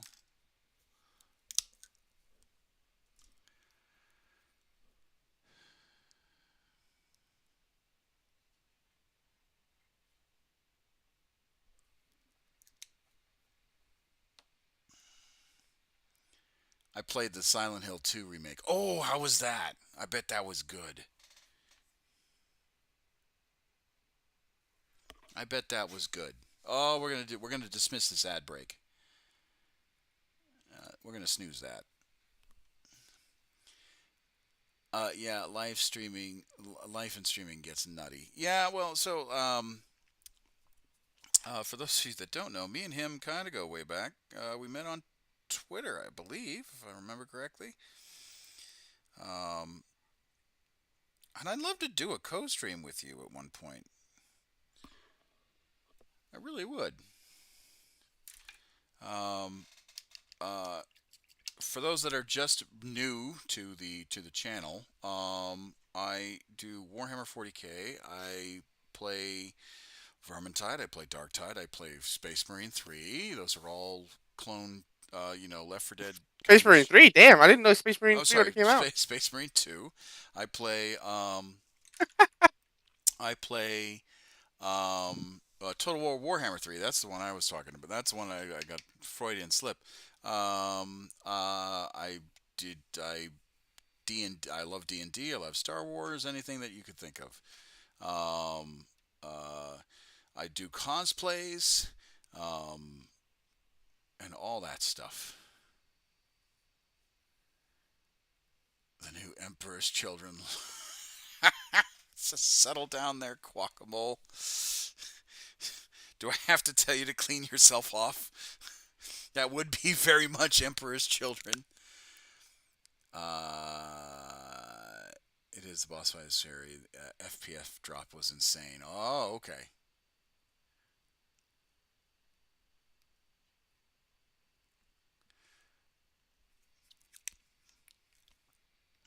They even have capes. Yeah, so for those of you that don't know, LVO, the Los Angeles, or sorry, not the Los Angeles, the Las Vegas Open is a big night for 40K and gaming. 30 to 60 all night. Oh, well, that's not good. That's not bad.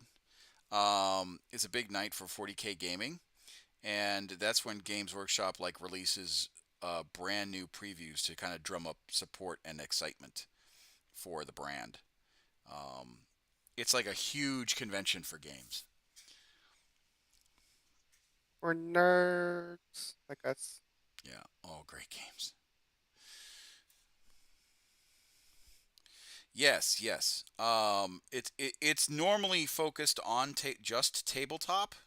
But LVO at one point did do, I think, some card games. And the new Emperor's Children are a threat to my bank account. A very lore-rich model.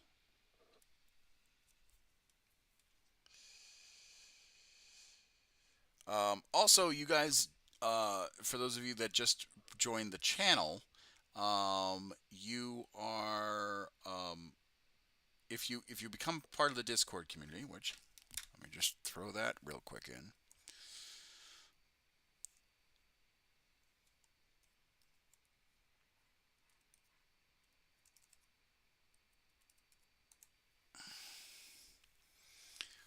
They look so good with the flowing cloth like Noise Marine. So if you become a part of the Discord community, you get to, and after you become more, the new Lucius the Eternal model is gorgeous.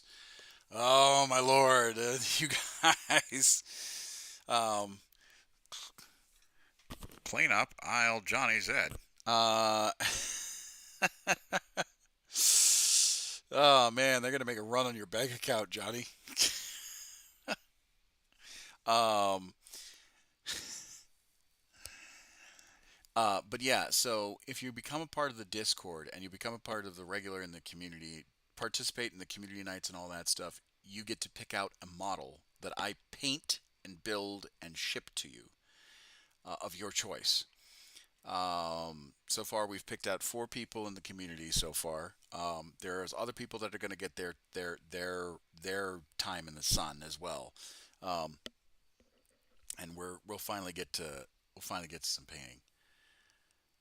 Uh, it's lacking some gold in their paint job. How scandalous!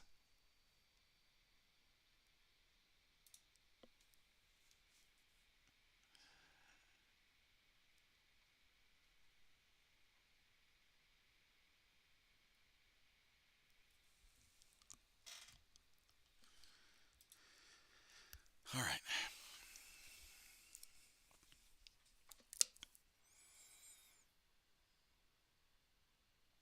but yeah. So far we're just building these Cadians, and like I said, the reason why I'm doing these models is one, I wanted to thank everybody for joining the community.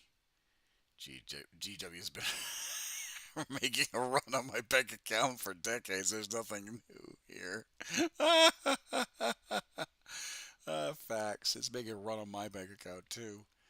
Although, as much as, what? I mean, we already knew that they were going to debut a new Fulgrim, so, I mean, that's not a surprise. Can you change your choice? Absolutely, you can change your choice. I just had a flash of inspiration. Go ahead. Yeah, yeah, yeah, yeah, yeah. Yeah, you can change your choice. No, you can't. Don't lie to them.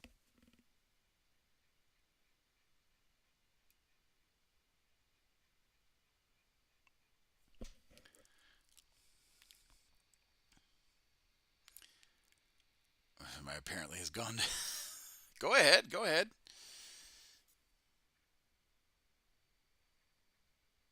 Of course, you can change your choice.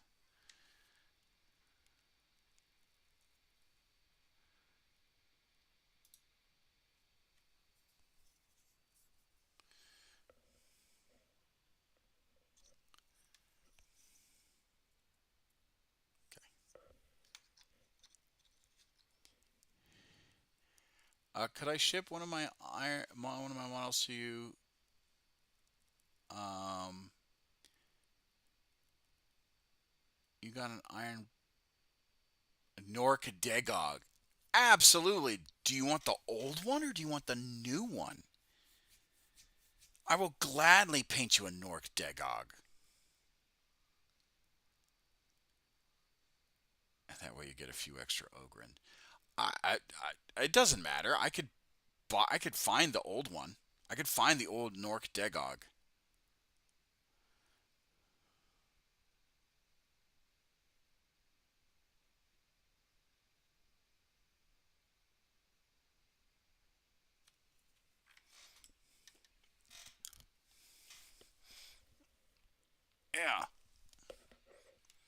I could find another. I could find the old Nork and give it to you.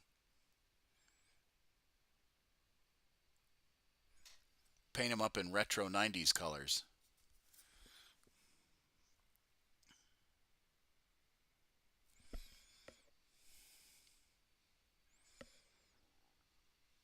Or I should say Nork, a dead dog.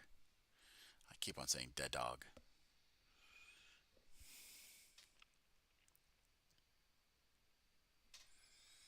Either way is fine. Honestly, both models are good. Okay, yeah, yeah. All right. Well, I'll try and find the old one first, just because you and I are thick as thieves when it comes to the finer things. Could I ship one of my models to you? You've got an Iron Blaster that needs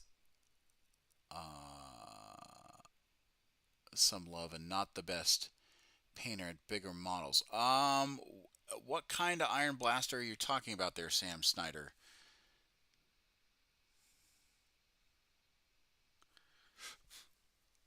Like an Age of Sigmar or an actual like older model? Because older model I can try and do. And I'll ship it back to you. Or is this something outside of 40K? It doesn't matter. Like if there's a model that you like that's outside of 40K, I'll try my best on it.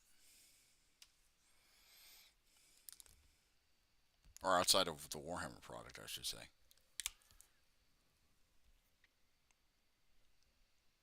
An older model. Okay, an Iron Blaster. Are you talking about a volley gun, or are you talking like where to come from? Tell me the range and whatnot. Okay, my wallet's gonna hate me, but I think I'm gonna start getting some noise marines. Well, they should be cheaper than the old metal ones. I'll say that. The old metal noise marines are expensive. Expensive as fuck.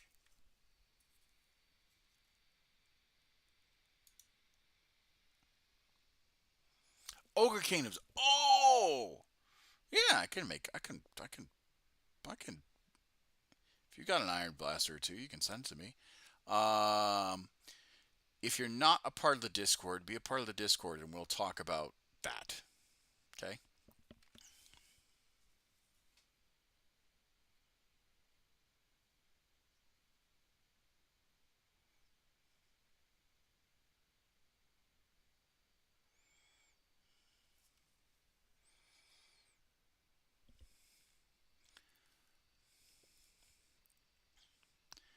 I mean, by uh, Chaos 8 Striped Star, the Marines look gorgeous.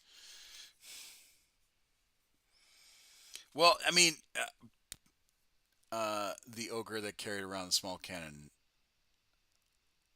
No, I mean it is it's the I know exactly what he's talking about. It's the ogre bulls with it's the lead belchers. No, the chariot model with sky cannon. All right, hold on. Let me take a look.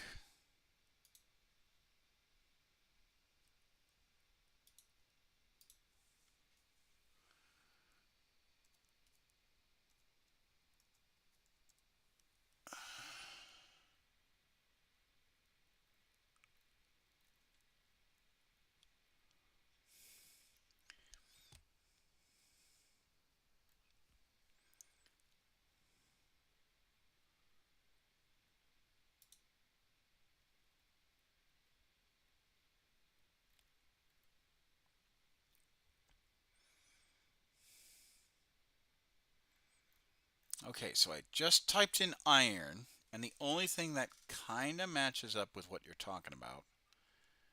Hold on, let me take a look at exactly what you said.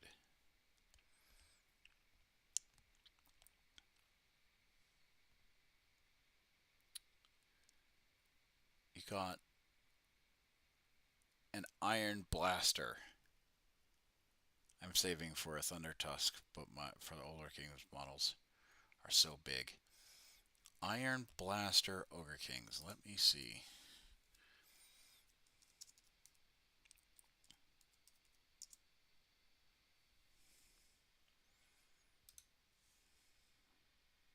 Oh, that one. Yeah, that one. Age of Sigmar, Iron Blaster with the Rhinox. Yeah. Yeah, I mean, I could try and give it a go. It's definitely more complex than I normally do, but I can try and give it a go. No big deal.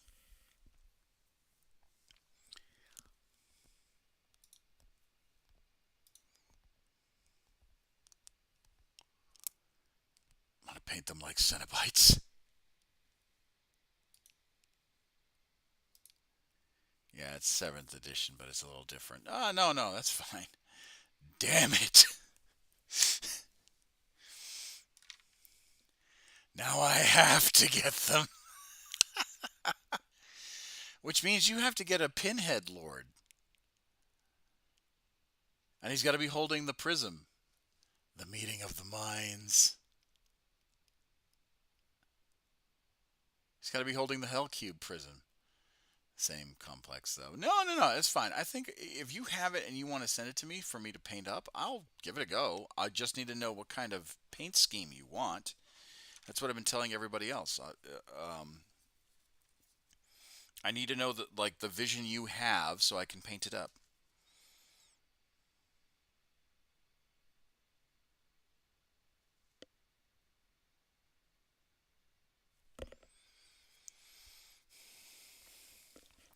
Which is why if you're a part of the Discord, we can communicate that effectively.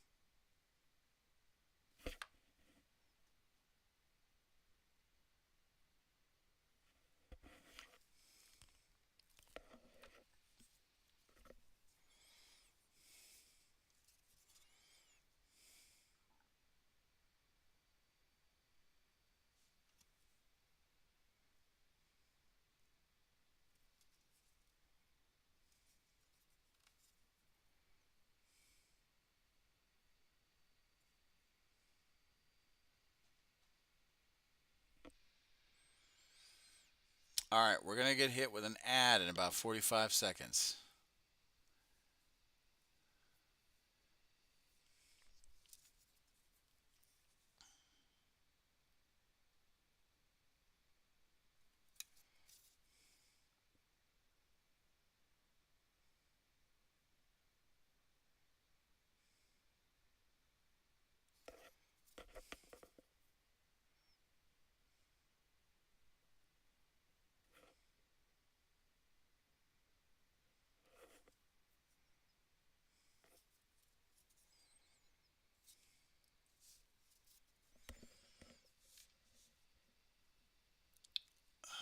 I must go see a man about a horse and also eat. Hey, Seven. Oh, Nami. Hi. Hello, my dear. So glad you can join me. Fuck. Up, am I Oh, back? oh, you're back. You're back. I'm back. My Wi-Fi died. Oh, your Wi-Fi died. Oh no. Have a I, good. I, I, I sent you a message in the group chat to my phone a bit Oh, ago. I was like, my Wi-Fi died. I have no idea why. It just decided just drop that on me. all right. Miss Nami, I wanted to ask you too. And you can join the voice chat as well, Miss Nami, if you are so inclined. You don't have to though.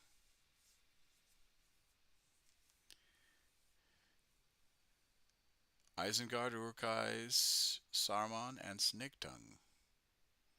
Ooh. Um, Miss Nami. Let's do the Crone window real quick. I know I already promised you a guard box for your stuff to help you out with your collection.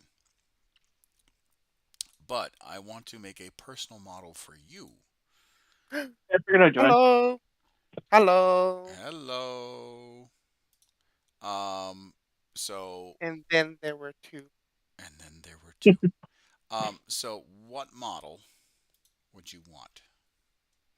Got to be in reason. Er, Got to be within reason. I I don't know actually. You don't know? Okay, that's fine. If you need a little think about it, tell me later. That's fine too. I'll give it a think about it and I'll let you know. Okay. All right. Back to painting. How was your stream, Yeah. Miss? How was your stream, Miss Nami? Yeah, that was for some reason I finished a game that I was raging at a little while back, so I finally finished that and I started Sonic Adventure 2 Battle just to be like, oh, let's do something random. And then for some reason, 3 times OBS is like, uh, we cannot find the server and something else, and it just kept crashing and Oh losing bitrate. yeah. I'm like, no, I'm That gonna fix that. that's always tough. That's always tough. Yeah, OBS did that to me a few months back. Actually, it would crash and then restart, crash and then restart. So you would have like 6 different episodes of the same episode, and I'm like, what is going on? hmm Death, death is going on. Well, that issue was on my previous PC. This new PC hasn't had an issue up until that. So I'm like, okay, so something's going on. It's probably Funny with enough, OBS because, like I said, my computer's got the war rig I have right now. My wife bought for me last Christmas. Not this Christmas past, but previous before that. And also Squats are back and Necromunda. I mean, they were back beforehand, but now they're more. I'm assuming they've got more models now. But um, as I was saying, the this war rig was kept on having like huge bit rate spikes and all that stuff. yeah, I don't know if it was a bitrate spike. I just noticed what happened is I would look over and it's like while I'm playing the game, when I was trying to test it the second time, I would watch the frames just start dropping, and then I saw bitrate freak out, and then it would do that, and I'm like, how the hell is Sonic Adventure the game that causes this? Maybe because OBS does not want to be anywhere in the room with Sonic Adventure. That's the only thing I could think. I'm like, okay, Maybe the stream gods are sick and tired of the Sonic fandom.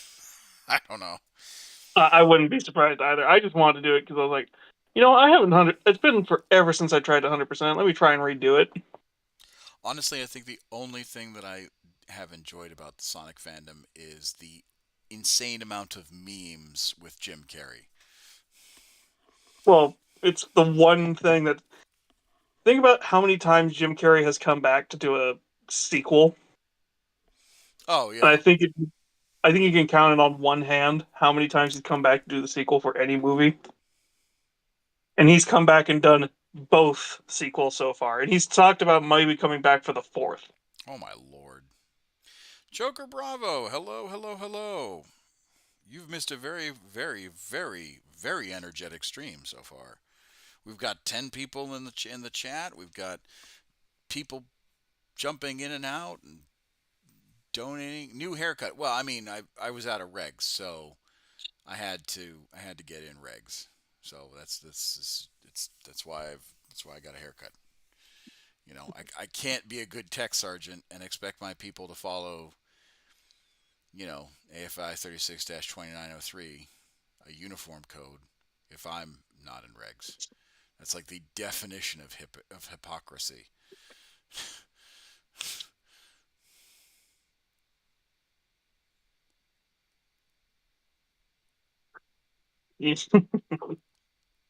Yeah. The plan was actually funny enough. I was gonna finish my stream up and raid into you. That's what's even funnier. Oh well, that's okay. Well, it kept crashing. I'm like, I'm not gonna even try and raid out or anything. I'm just gonna start and go. It's all Just right. end it. The fact that you've joined is important. Yeah, I know. But you would have also been able to say it's like, oh, we got 10 people watching and we got rated.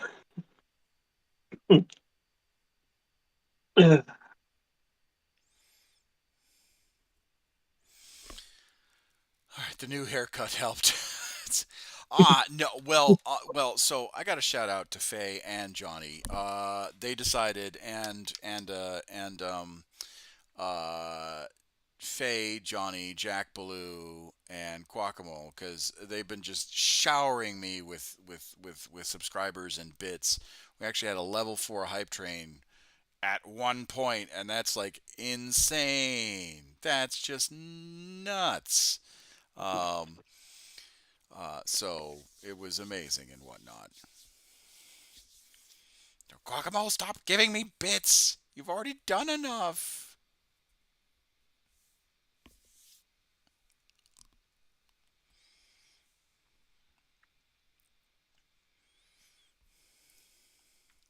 Bay story Hmm. So, or um, we are doing. I don't have any left. Okay, all right. So we are actually going to be doing.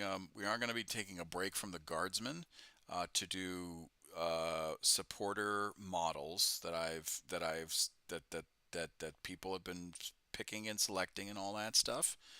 And I will be painting them up. And the reason why I'm taking a break from the guardsmen is because after building 25 guardsmen for the second time, uh, and then being told, oh, by the way I've designed my guardsmen and the way that I've built my army is no longer valid, I have decided, you know what? Instead of giving in to that frustration, I'm going to take a break and I'm going to do something that I've been meaning to do for a very long time, which is thanking my community for supporting me through thick and thin. And that is what I'm going to do. And so that's when we started picking out models for certain people. Everyone in the community will get one at some point, but they got to be a contributor in the Discord. They got to be a contributor during the stream and all that stuff. I might change my mind for the mini, but I wouldn't know what to pick. Well, you've been gushing over the Emperor's Children. I just don't know when they're going to get released. um,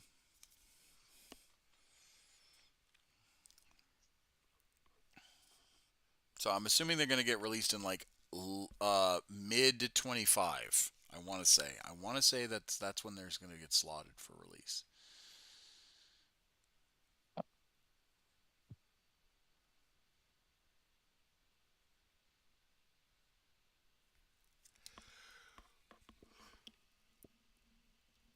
Oh, by the way, just for some admin purposes,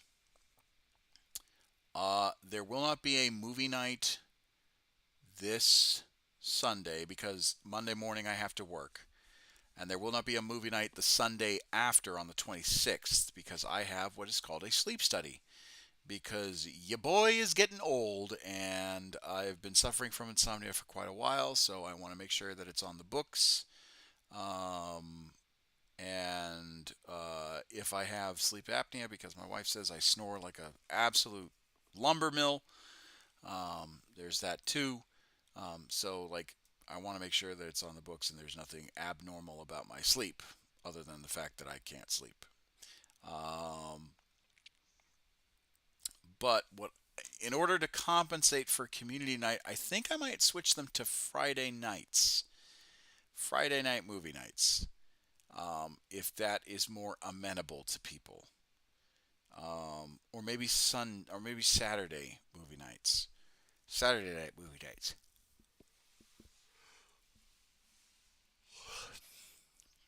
Batch painting squad fatigue is real. Batch painting squads to find out that the codex changed and invalidates your unit loadout.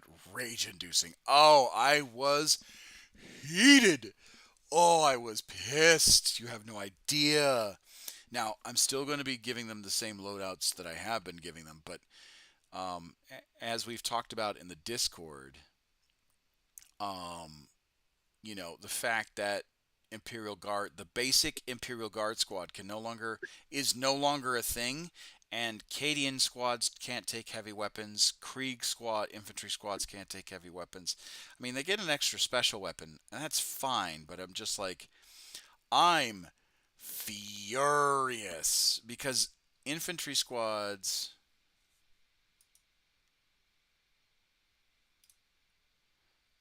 Korvax's Utter Blight is ugly.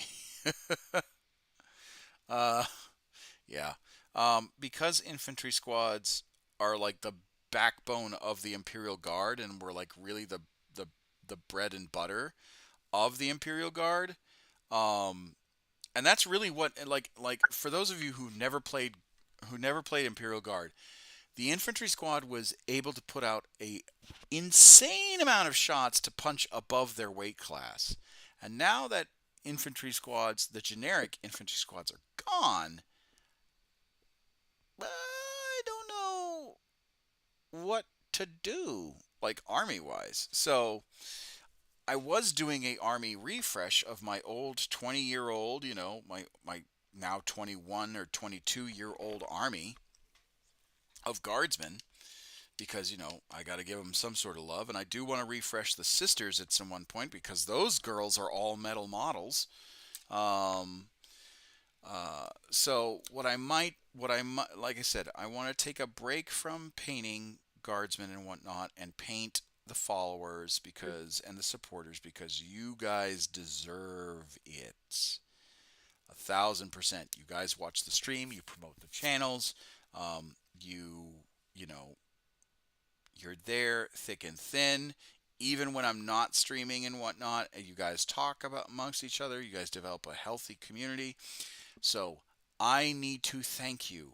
And saying thank you, yeah, sure, that's great. But proper thanks is giving you guys models that you can say. And really, it's like the badge of honor. It's like, oh, I was there. I was on the first floor when, Commissar Hecht's channel got big or whatever the case is. So that's the long and short of it. That's why I'm doing it.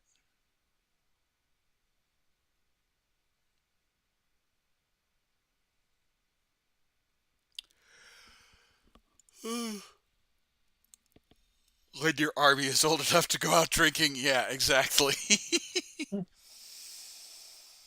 I've been literally in the hobby. Play Penitent Host with you. I played against the Penitent Host. Oh my god, they're disgusting. Oh my god, they're disgusting. Oh, it's gross. Oh my lord, it's disgusting. There is not a lot. I mean, the amount of shots I was pumping into Arco-Flagellant squad, a 10-man Arco-Flagellant squad, with all their frickin' miracle dice. Oh, it's gross. Oh, it's disgusting.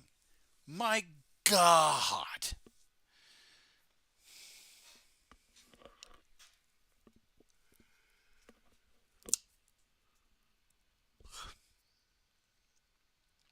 I was there when Commissar Hecht killed his pile of shame. Ah. Oh no, I actually do wanna start like chipping away at it. I should actually take a picture of all the models I've got. My God. My typing goes out the window when I'm tired. But Johnny was saying Friday or Saturday would be great. That means I could sleep in the next morning. Yeah, like I'll put it in the Discord. I'll probably put it up to a vote, and we'll talk about it. Because I really do want to have community movie nights with you guys because you guys are awesome, and I like spending time with the community. Um, because you guys make this everything possible. This like I can't do this shit without you, kind of a deal.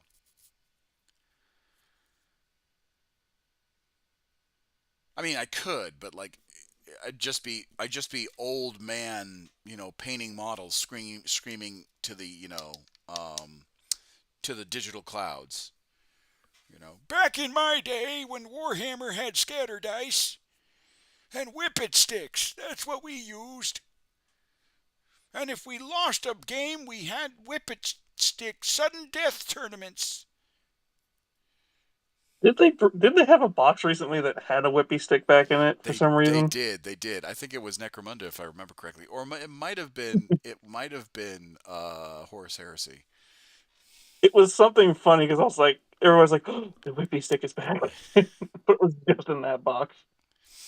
We had in Massachusetts, we had two games workshops that we frequented. We had the Liberty Tree Mall in Danvers Games Workshop, and um, then we had the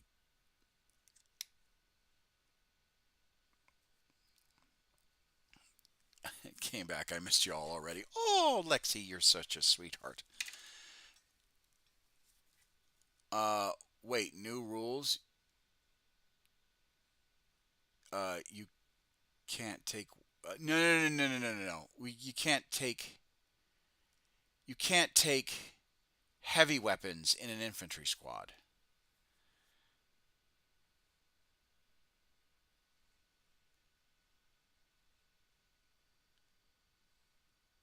Old man stares in withered husk.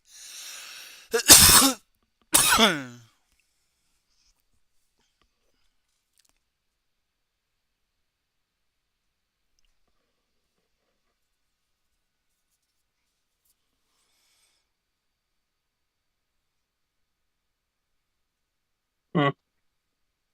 I thought a uh, commission I was about to print for somebody had a extra little gift in there because I think I know who it is that I'm making this gift for. Send a few pics and models. One of them was painted in the Discord General. One of them is the Mornfang Cavalry. Oh, okay, all right. Let me take a look at that real quick. Hold on.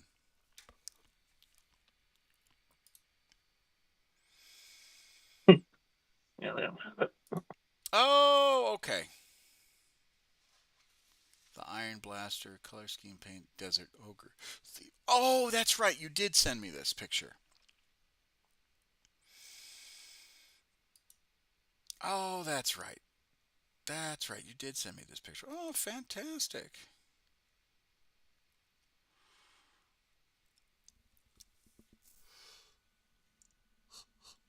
Oh, my lord. Who? I cannot be this tired while I'm painting.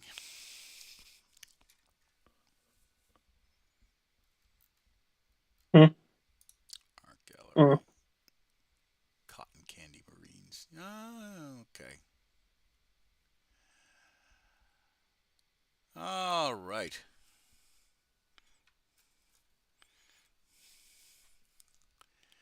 The new Krieg artillery is changeable.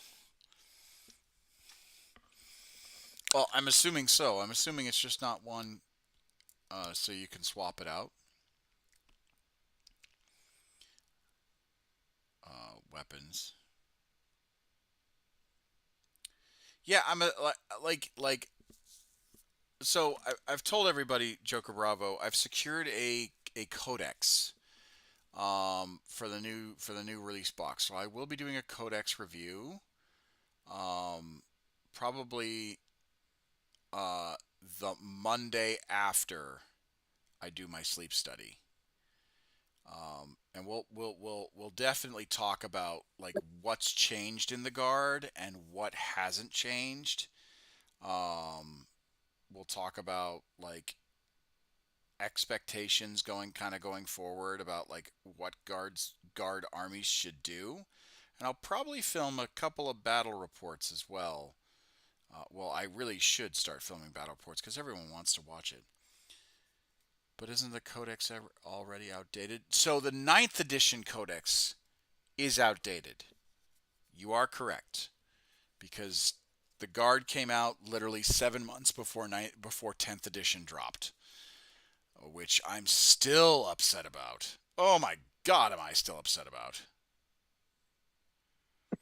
Um, so this was a long time coming. I'm glad that the guard aren't the last faction to get a revamp, because that was the habit for quite a while. Um, but I think the complaint that I have is that they took away generic infantry squads. So now they're forcing you to either play Catachan, Cadian, or Krieg. Um, and they're forcing you to play Catachan, Cadian, or Krieg like tactics and styles. You know, as a guy that used to run very heavy, very elite guard units, like I'll quickly go through what my Imperial Guard units were. 3 squads of hardened veterans. Each squad had 3 special weapons and a heavy weapon. Um, 3 squads of stormtroopers.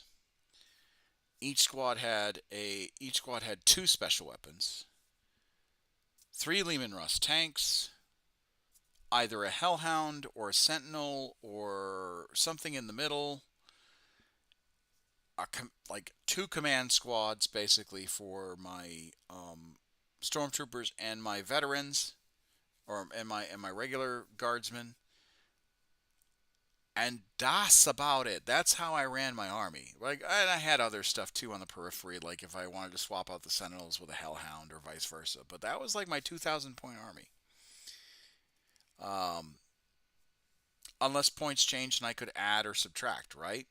And so I ran ultra heavy, ultra elite Imperial Guard because I wanted, at the time when I was playing Imperial Guard, a bolter was a death sentence for a guardsman.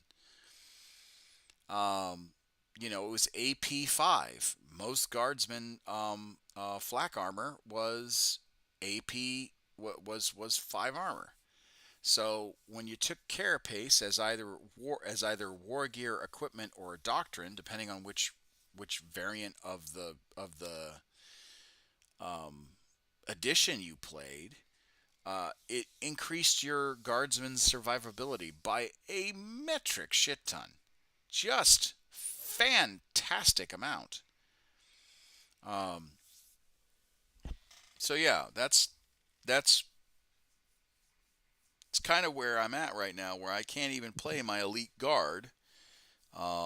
So after I finish building these guardsmen, I'm going to take a break and I'm going to work on the stuff that you guys want and the stuff that is my thank you.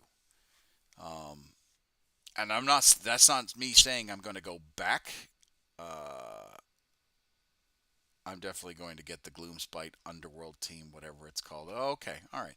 And I'm not saying I'm not going to go back to the guard, but I'm definitely going to take a break because, again, batch painting literally 50 guardsmen, only to discover that some of the aspects of your guardsmen that you really like are gone, is infuriating. And you get burnout. You get army burnout real quick.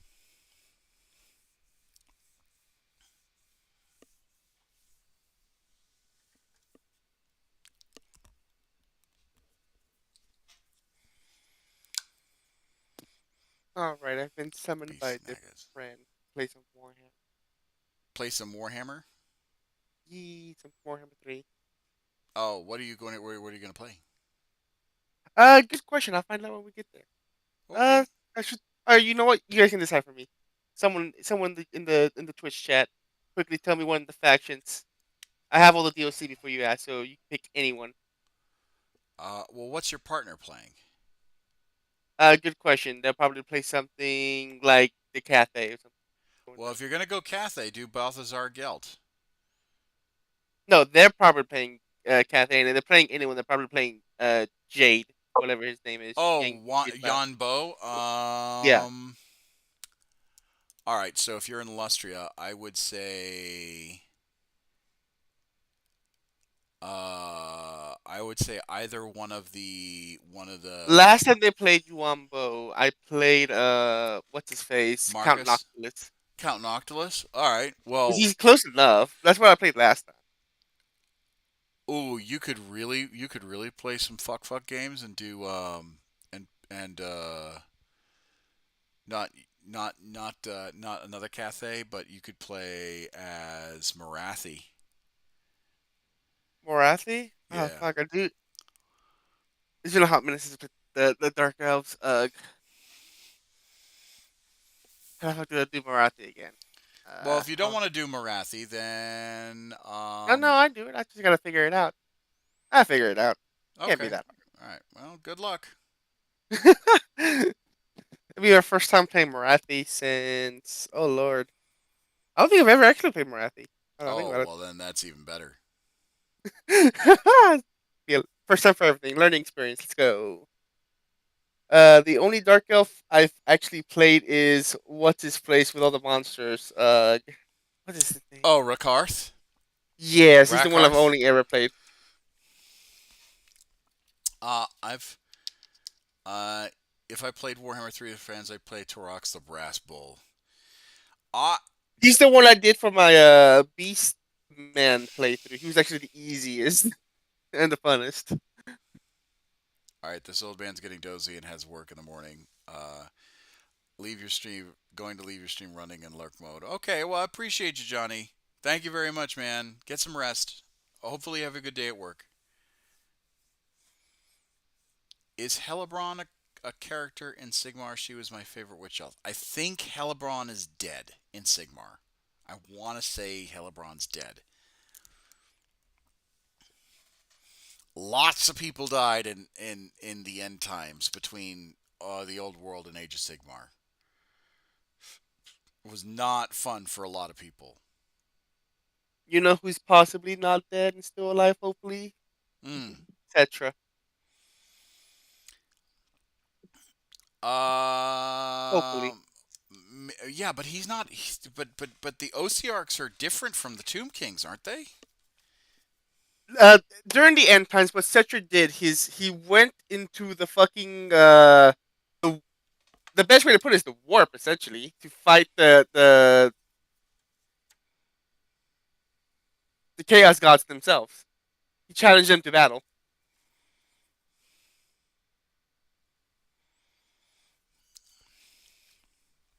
No, I get that, but didn't but aren't they killed my boy Skarsnik. Um, Your boy Skarsnik deserved it. Too. I mean, Carl Franz is dead. Unfortunately, that pissed me off. I mean, granted, he got reincarnated back as Sigmar, but still, like that pissed me off to no end. It had to be done. No, it didn't. Skarsnik deserved it. No, I'm talking about Skarsnik. Oh, okay. Did the Deathmaster of Clan Eshin get killed too? Oh, Snickage? I believe most of the rats got killed. The named rats, most of them got killed. Yeah, I'm pretty sure I think the only rat that didn't get absolutely schwacked was Thanquil. Was the thing I thought Quick survived? Well, maybe I know only one rat character, as far as I understand. But then again, it's Age of Sigmar has changed so much since it first came out. Yeah, that's why I say like I haven't kept up with it since it first came out, so I have no idea what's The going on. only thing I am tracking is the fact that Slanesh is chained up in Shaiish, and See, I didn't even know that. it's because Marathi, Tyrion, Teclis, and Sigmar basically tricked her to go there and trap her there. Yeah, they basically do what they're trying to build up to, I think, in 40K now to do with Slanesh. Oh, hello. Hmm? I said, oh, hello. I thought you might have I've left. been here. No, I've been here. Oh, okay. No, All right. I've been trying to be quiet because I've been making noise. I just didn't have a reason to interject. Yeah, I have a feeling they're going that route slowly with Slanesh and 40K. They're just trying to do it different enough. But the fact that we're getting Emperor's Children, that makes me wonder. I mean, he is active again finally. Oh, Fulgrim? I mean, Fulgrim was, Yeah. yeah. No, they Focus actually have finally a active now. again. Slanesh is chained. Oh dear, they probably love it. Actually, no, they don't, because Marathi is stealing their godhood, basically. And if I remember right, they took a bunch of Elf Soul back.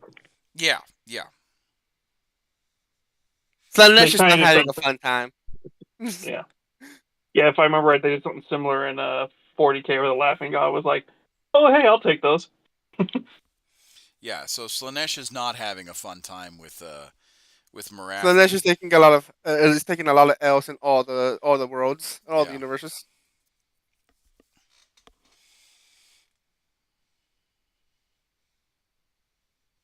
Yeah, I think it's just mostly because GW is like, well, this is a really powerful god, but we don't really know what to do with them because most people only interpret them one way.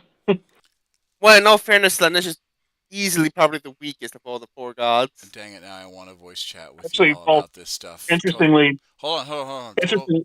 Total Warhammer 3 and those games were my first step into Warhammer in general. Oh, join us in voice chat, Lexi. No worries. Yeah, we're in voice chat right now. Come on. Like when I'm painting and building models, everyone is more than welcome to join voice. The only thing that that I request is that if your mic is like utterly blasted, buy a new mic. That's it. Um, because no one wants to hear a blasted No one wants to mic. hear. Hello. Hi. Hello. Hi, welcome, Oh, Lexi. Welcome. thank you. So, um,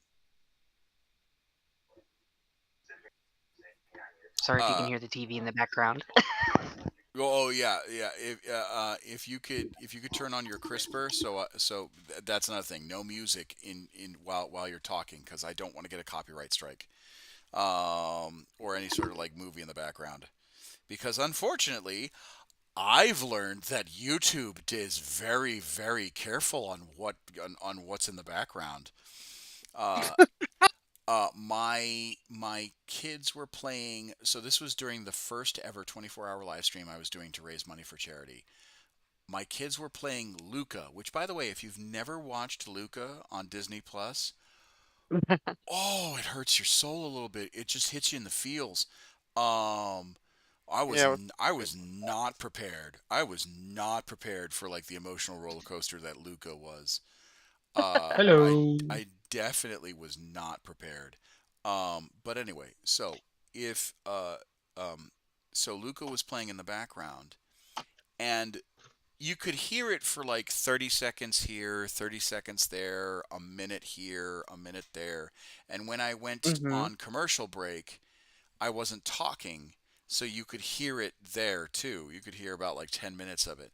Those little snippets of Luca, the 30 seconds, the 10 seconds, and all that stuff, and then like the 10-minute chunk was flagged on YouTube, Oh even my though you god. could barely hear on the mic. Like it was definitely background noise. You could, I mean, if you turned up the volume on the stream, you could hear that it was Luca in the background, right?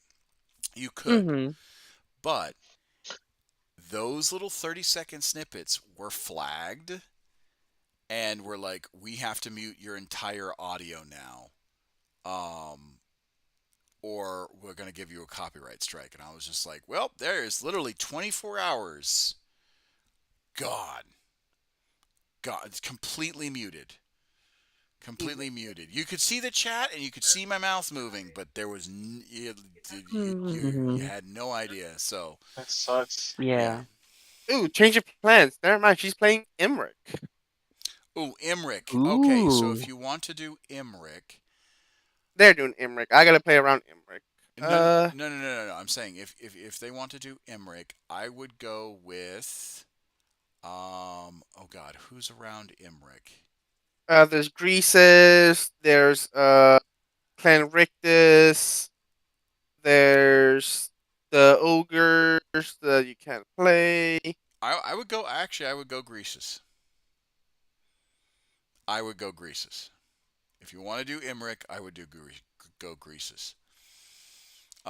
I could technically also do one of the other two cafes that are over there because they're technically close enough in Yeah, China. you could do one of the other cafes over there too. You could. But I would do Greases Ooh, there's because Chaos Dwarfs. then you're just setting yourself for up for a head to head with her or them, I should say. Um, uh, True. I could play regular dwarf in the area. What is yeah, you could do fucking regular dwarfs.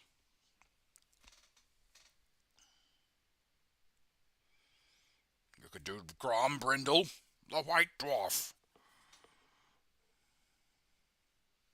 He's in the new world. What do you mean? He's over in the chaos waste all the way by what's her face? Marathi, I think. But anyway, No, not so Marathi. Uh, or Kron Hellebron. I was thinking Valkia. Ostankia. No, Valkia. Oh, Valkia. Oh, The yeah. bloody. Yeah. But anyway, Lexi, you wanted to talk about Warhammer. So, what do you want to know about Warhammer? So, Warhammer Fantasy was how I was introduced to the setting and everything. Okay. And that was actually when I had that little instance of gatekeeping. Oh, yeah. Oh, yeah. Yeah, they were just arguing with me the whole time. So I was just like, okay, I'm going to wait a little bit. Just play the video games for a while. So from my experience, in real life, I've only met people that were lovely in the hobby. I've barely met any gatekeepers or anything, so don't worry about it. Ignore them and just enjoy whatever you want to enjoy in the hobby. Mm-hmm. I'm getting Necrons for my first army, so I'm really excited. Ooh, Necrons. Ooh.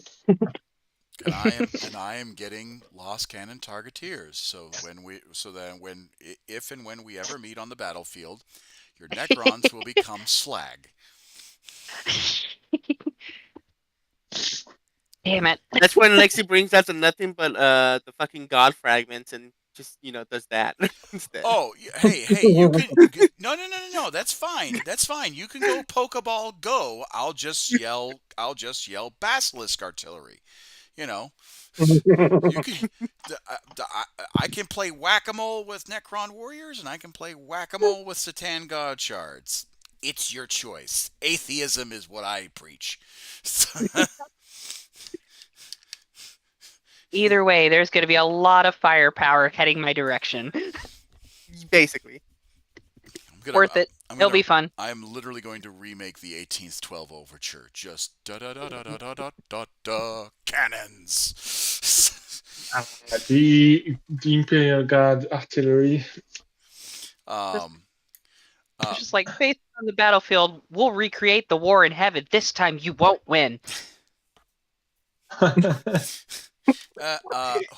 If I don't know if anyone remembers the old. Well, this was a PBS public broadcasting docu, like fake, or not fake, like vignette about the war between Denmark and Prussia, and it's about the Battle of Diopol.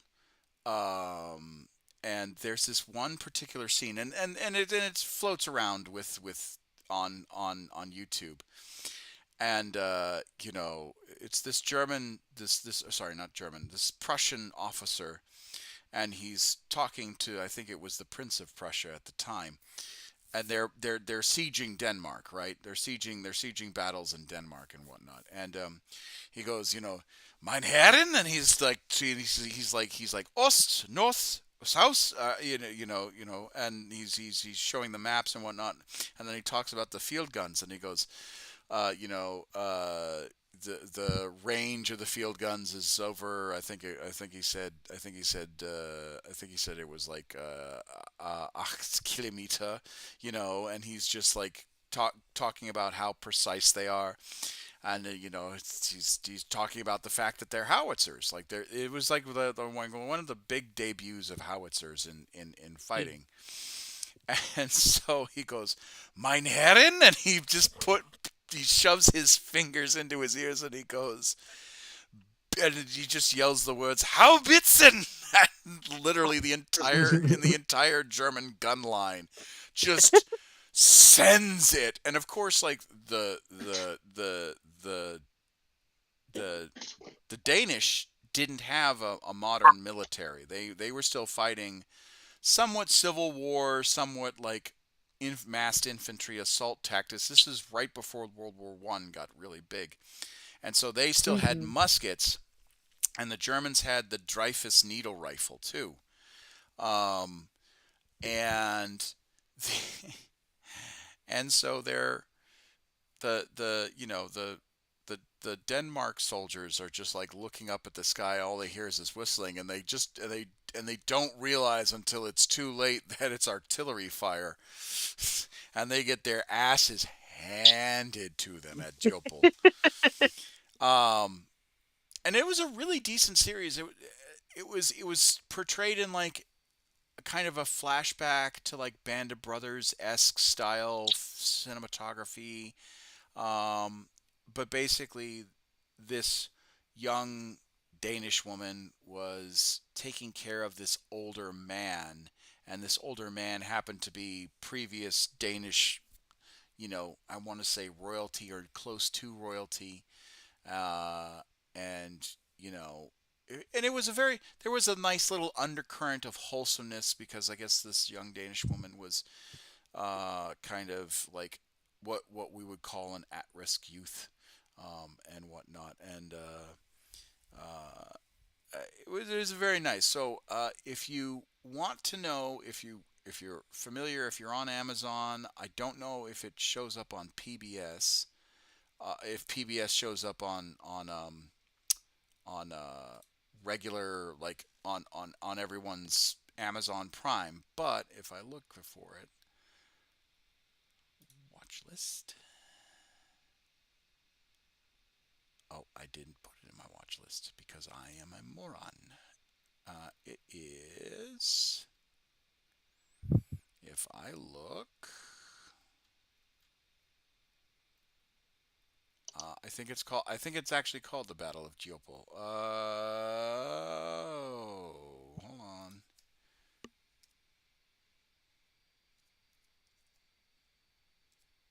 If I spelt that right. Oh, here, let me look. Okay. Oh man. Okay, I gotta try this.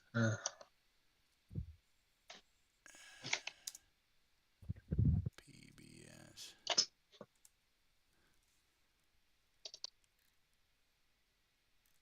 Oh, of course it's not gonna. It's not gonna. It's not gonna. Cause I'm like trying to. I'm trying to type a.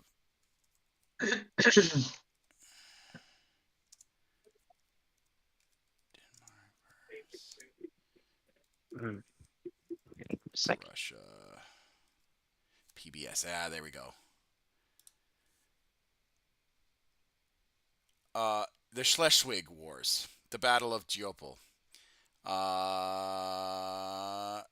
Second Schleswig War. It's about 1864. 1864. Ah, I see. 1864 was a PBS series. I want to say it was aired on PBS. Hold on. It was a Danish historical television war drama. I guess it aired on American PBS not that long ago.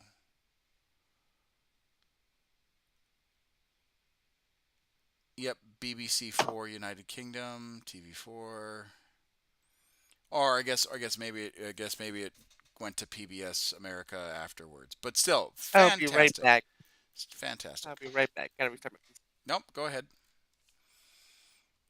I'm not the biggest fan of Age of Sigmar, but still had fun with it. I owned all the old books of 7th edition and 8th, like 5th edition. It's like 5th edition of D&D for 3.5 edition. I just like the older rules. I mean, I love the older rules. I love the older rules. Um, uh, I mean, I have 3.5 of an entire shelf worth of 3.5 in Pathfinder. But yeah, 1864. So sorry about that little tirade. But um,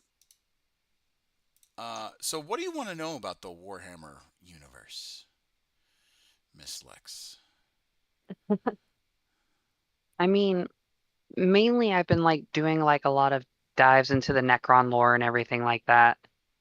Um, I guess honestly, it's just like trying to make connections and friends within the community and stuff like that, and learn how to play the game as I go too. Oh well, you got that in spades. Um, but what exactly are you like? Particularly in this community, what exactly are you like trying to? Fuck. What are you trying? Scott, what are you trying to like look at, or like trying to understand, if Hmm. that makes any sense. Honestly, As you like, can okay. probably tell, I returned. So, like, best example, I just picked up the first Horus Heresy book. That was something I never knew anything about. Like, I always heard memes about it, everything like that. So I've been deep diving. Okay. So there's still characters that I don't understand references to yet. Okay. So this is how I would explain the Horus Heresy. All right. The Horus Heresy does cover it literally, for the most part, it started back, and I want to say 2012 or 2013, right? And it literally is like Games Workshop's largest fucking undertaking of like trying to explain the basically the origin story of Warhammer 40K. Like, that is what it is trying to do in a nutshell. And what and it's basically almost, I want to say it's almost like 81 books long. Like, there's Pretty long. you know how in Marvel, particularly in the Disney Marvel movie series, there's something called like the critical timeline, which is like you don't watch all of the Marvel movies, you only watch like the bits and pieces that lead up to Endgame. Um, that The is Horus Heresy is started in 2006 2006. and I has thought it was and 11. has 64 published volumes. Is it 64? I thought it was Yep. 81 with all the Man. spin-offs. It's closer with all the spin-offs, but yeah, it's something weird like that. Yeah. It's 63 books and then a bunch of other things that have a bunch of other spin-offs, but Yeah. it's officially 64 published volumes. Okay, so it's officially 64 published volumes, and it started in 2006. I thought it was or later than that, but still. So that literally tells you that literally Account for it. that literally tells you like how the Imperium became to be in the 40K universe. Oh, you didn't know that? What a noob. Voldemort's Guide to Warhammer. Sorry to plug. Sorry, on YouTube. Sorry to plug another channel. He does a fantastic job of lore and creates his own fan-made lore. Cronin the Cunning is my favorite of him. Oh, okay. Yeah, Baltimore's really good. It is really good. But like I said, the the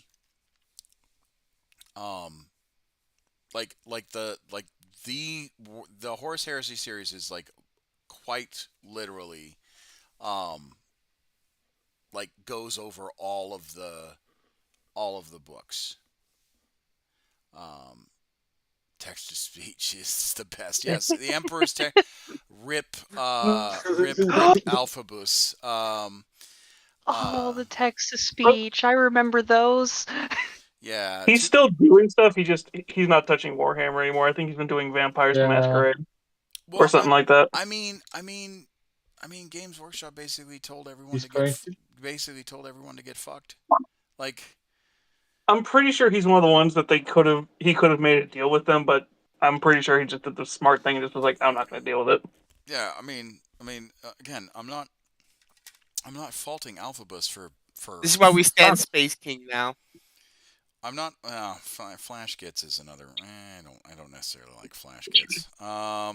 There are moments with Flash Gets where I'm just kind of like, I don't know where to feel with you.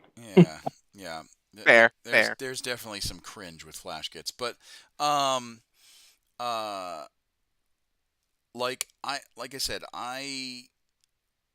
um, Horus Heresy is literally And the baseline when it comes to 40K, and the problem with the Heresy is if you start there, you'll learn everything about um, what happened during the heresy, but it won't necessarily prepare you for 40K.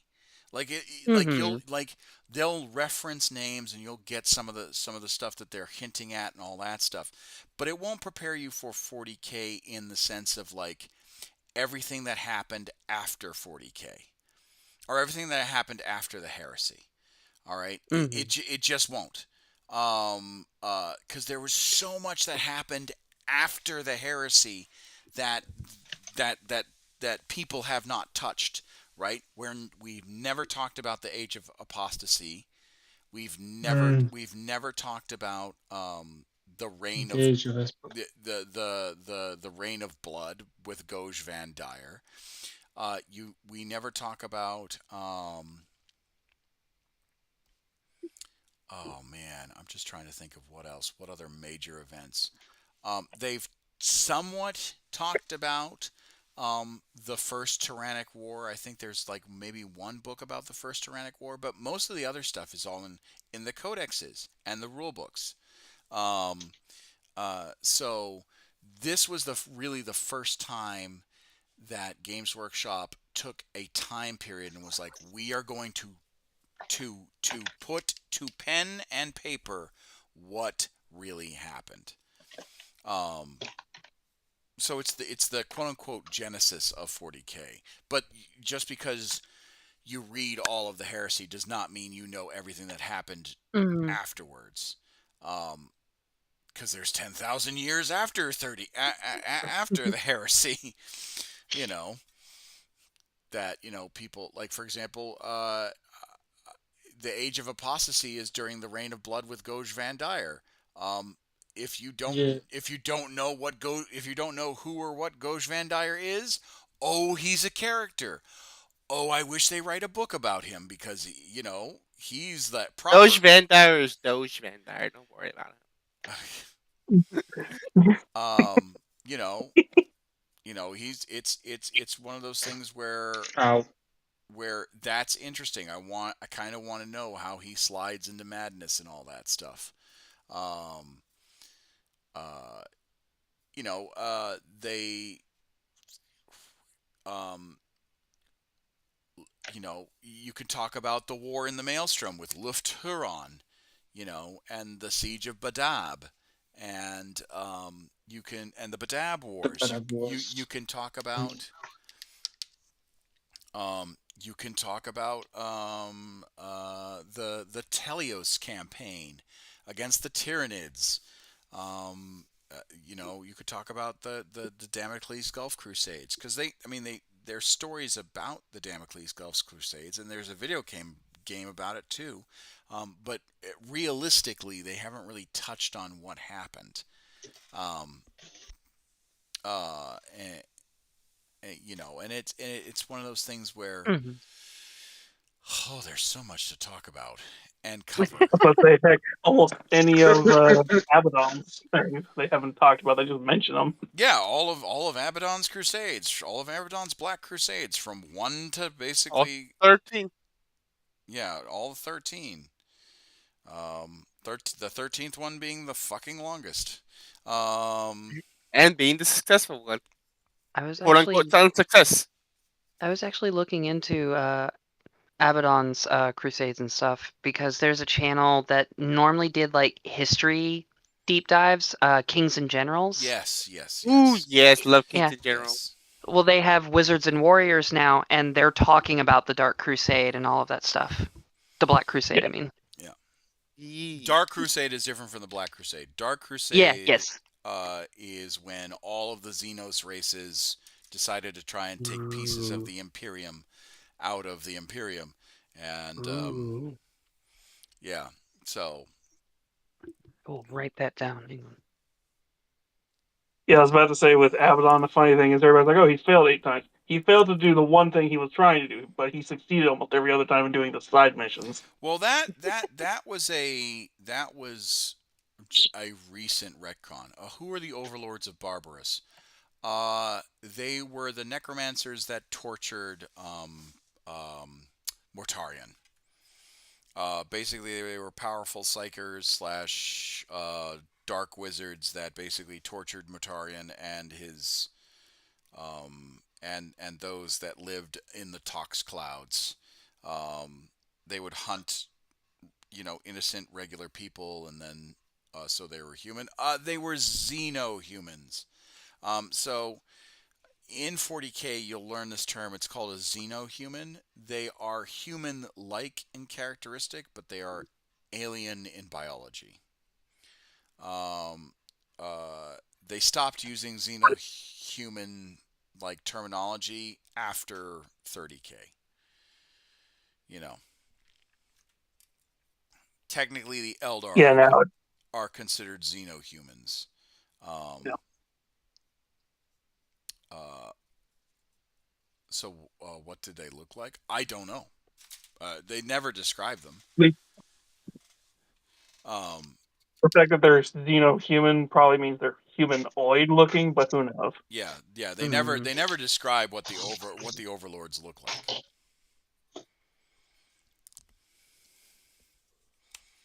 All Another we know is lore the video. event of Mortarion trying to fight the adopted father, only for Big E to come in and take care of it. Yeah. The first lore video I watched was from Bricky, Bricky's a where he good did one. Bricky's a good one. he did his little Where like those kind of characters from. condensed one. Like he did his little condensed video of what is Warhammer 40K, and he just briefly goes through the timeline. Another like I said, another good YouTuber is Wes Hammer. Wes Hammer does some Yep. fantastic um, deep dives. Isander and Coda are just two dudes on a microphone having a good time. I like to think I channel Isander and Coda vibes. It's just a dude on a microphone, or an older dude on a microphone. Let's be honest. I like listening to it. That was ridiculous. I Oh, Uh, love them. Yes. let's be well, honest. Bricky. Your boy is about to turn into a dreadnought at any point in Oh, time. There's the Siege of Rax from by Janovich, which is pretty good. Yep, yep, yep. He goes over the entire like campaign and everything. It's pretty nice. I'm also subscribed to Luton. So Joker, don't don't take this the wrong way, but that is not someone that I would ever recommend. Uh, Hmm? Who? Him um, and Major Killer never would recommend. Oh, who? um, Arch. Arch. no, I've Arch never is He's heard of a Archon. he has been blacklisted by Games Workshop. Ooh. yeah. He's been blacklisted by Games Workshop because he touts actual racism and That, xenophobia, not just the fake racism and xenophobia. He is a anti-trans, anti-LGBTQ, for lack of a better word, bigot, and he's not even British. He is Swiss, I think. yep. Um, That's why I said him and Major He Killer, the two that I highly recommend not to watch. um, Yeah, well, Major Kill, I think, has cleaned up his act. I Yeah, think. I still don't trust him. No. I'm not saying give him another chance. Like, Yeah. you're a grown woman. Make your decisions. I believe that people deserve a shot at redemption if they are truly honest about that, about being better about their community. Um, Arch is one of those people who would really, Nah, really have to convince me that they turned a corner. And Hmm. it, I don't think he's going to turn his a corner. In my opinion, I've seen what he says on Twitter, and honestly, he's not about to change. no, he's not about to He change. makes more money from creating hate than he does actually improving Yeah, stuff. Yeah, definitely. yeah, yeah. He's just a hateful individual. Whether or not he Mhm. believes what he says, the fact that he spreads it is just equally as damning. Um, so I would not recommend. Um, I strongly. Another lore historian, if you want, is what's his name again? Oh man, I forgot now. This Oculus Imperia. He's a good YouTuber. Um, yeah. What Uh, about Luton? Luton's okay. You know, I think he needs to. I mean, I'm not gonna. Sargon. Oh God. oh no, oh god, no, please, no, not that Bro, guy. bro. So okay, No, I've seen his YouTube. I've seen his videos on my recommended. Dude, don't. Like, don't. I'm gonna blame the algorithm. I think you're trying to be an honest actor, Joker. So I'm gonna give you that grace. Um, Unfortunately, 40K has, while it is very welcoming, while the community can be very welcoming, there are dishonest actors in the 40K community that do not deserve, that need to really, really, really work on being better to the community that they are supposed to be entertaining. Um, and as a man that firmly believes in zero tolerance to hatred and bigotry and that kind of unacceptable behavior, um, I, I'm a firm believer in redemption, and I'm a firm believer um, that people deserve a fair shake if they truly, truly, truly realize um, uh, what they're saying is harmful and are trying to educate themselves. But yeah, the people that you're unfortunately are in your recommended, I would not. I would avoid. I don't know anything about Northern Yeah, Exiles, um, and so I don't I've know it. I've wa- I've Go ahead. watched a few of his hobby, like listened to a few of his hobby nightmares. Just, I think there was only one I turned off, and that's just because he started going on a political rant. I'm like, bro, this is not why I came here. Yeah. Well, um, yeah. Like I said. I think that there are some decent 40K YouTubers. Hmm. Um, that believe in a positive community. Um, You want a good 40K YouTuber? You should watch Commissar Hecht. I heard he's pretty good. oh, thank you. You're so sweet. I'm blushing. No, I believe that I believe 40K. I believe that any fandom has their upsides and downsides, and I believe that people that have the largest microphones have a duty to the not just their audience, but to the people around the audience. Okay, that your microphone does affect people. Your microphone does affect people. I mean, that's why whether you dislike the military-industrial complex of the United States or not, I have taken the hard line approach of, uh, because I'm an NCO, in the Air Force, I have taken the hardline approach of adopting the zero tolerance policy, um, of um, no bigotry, no sexism, no racism. If you Hmm. are part of a protected class, um, it's my job to make sure you have a voice at the table. And even if you're not necessarily part of a protected class, um, as long as you're not saying anything rude, crude, or socially unacceptable, then yeah, we can have a conversation. I can't necessarily have a conversation about politics because I'm supposed to be apolitical, but yeah, Hmm. you know, um, but I have a duty to you guys. I have a duty to anyone who watches these streams.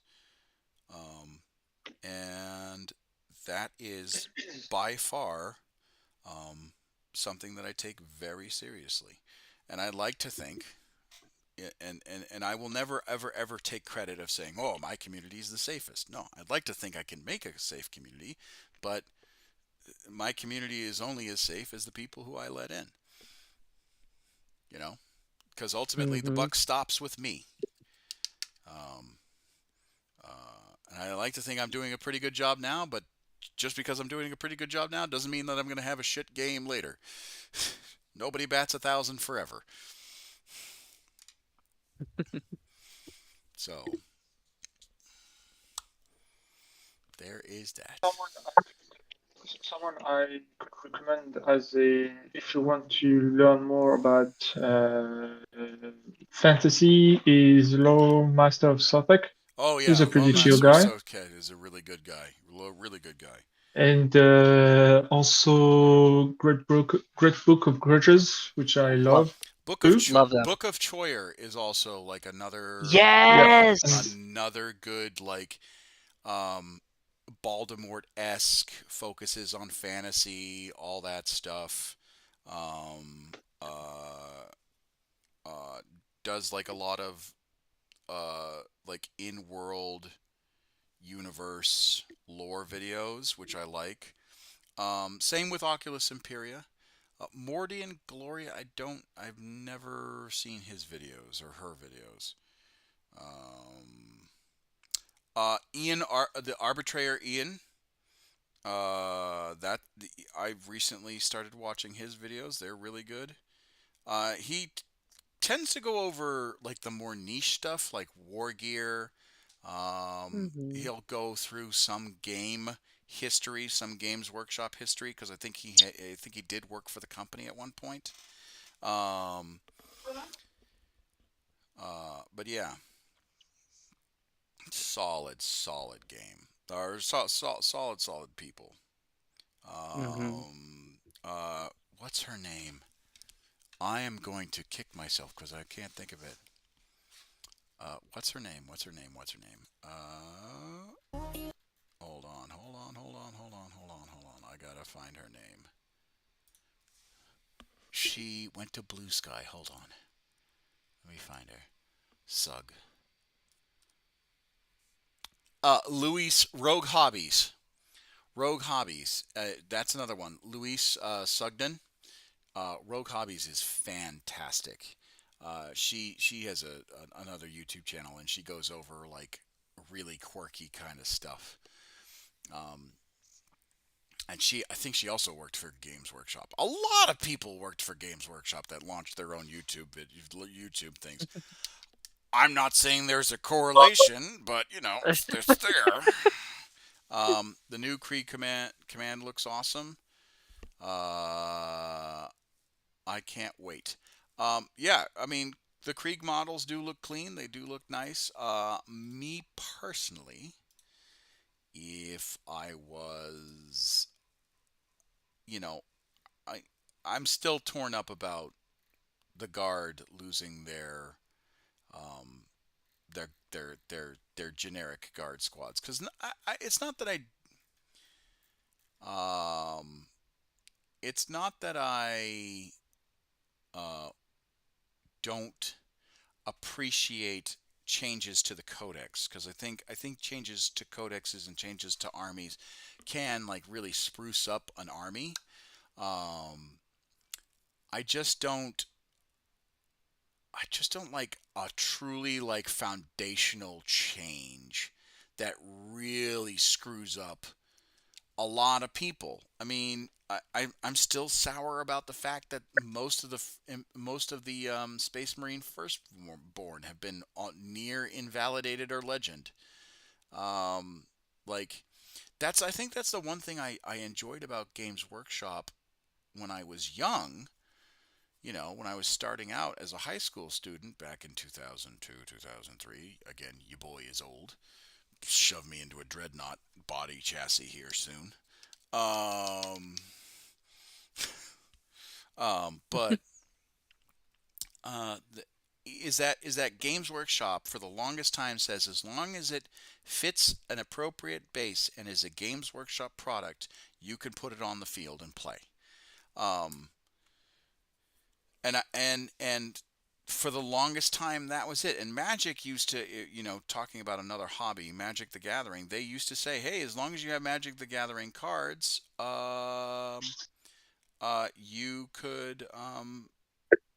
you can play them. But now, fast forward to today, where you can only play Commander. I think it's the last 3 seasons in Mm. Magic the Gathering, and then if you play Standard, or sorry, if you play Commander, I think it's 4 seasons, and then if you play um, Standard, it's 3 seasons, and then if you play like Legends or whatever, it's like 7. But the issue with Magic the Gathering cards is that there are all these new abilities each edition. So it's for some people it's not even worth playing the older editions because the cards get outpowered by the new abilities of the early edition or whatever the case is. I tried to get into Magic, and I encountered that exact same problem. A friend of mine wanted to play some Magic, and I bought some decks, some cards, some boosters pack, and now it's not playable anymore. So Right, I'm right, kind of missed about it. and I understand that these hobby companies are trying to make money. We don't need to go into economics 101. Let's just save that Mhm. rant for another day. But the argument that I dislike, or the argument that I wish didn't happen, is or that I'm trying to make, I guess, is um, you know, Games Workshop used to be very lenient on the models that you could bring as long as they were GW product. I mean, hell, I there's a battle report I released back in like 16 or 17 that was Orcs versus Blood Angels, and they had second edition orcs and a paper orc dreadnought. And I was like, no, absolutely play that on the field. That's really cool. You have to play it as with what it's got, but that's really cool. And it was a fun game, and we all had fun. And if you went to a tournament, it was still considered legal. I mean, when I went to the legendary battlefields in Warhammer World, in the actual Warhammer World Nottingham HQ, um, they uh, there was an army. Bless you. There was an army that was Oh my god. it was That's me Oh, there. so tight. it was Dankeschön. apocalypse. It was an Bitte. apocalypse army, and um, it was all dreadnoughts from different ages within the 40K universe, like the old dreadnoughts from like Rogue Trader versus all the way up until the dreadnoughts that they released out in Forge World. And that army at the time, it was called the March of the Ancients, and it was a really good um, apocalypse army. Good God, you couldn't kill that you couldn't kill that army if you tried. Um, but yeah, and it was fun. So the fact that they're sunsetting a lot of the old plastics now it just kind of hurts me a little bit because it's just like, well, you used to be a hobby that would allow anything on the table. And now that you're sunsetting stuff and making it almost impossible to play, you know, yeah, my firstborn Space Marine bikes could be considered outriders, but the way I've built them, you know, even if I was to go counts as, it's an illegal setup. Oh, by the way, they have to be on the appropriate size base, which the bike bases for the firstborn are not the same size as the outrider bases. The outrider bases are much larger. Much larger. So yeah. That's kind of my lament of 40K.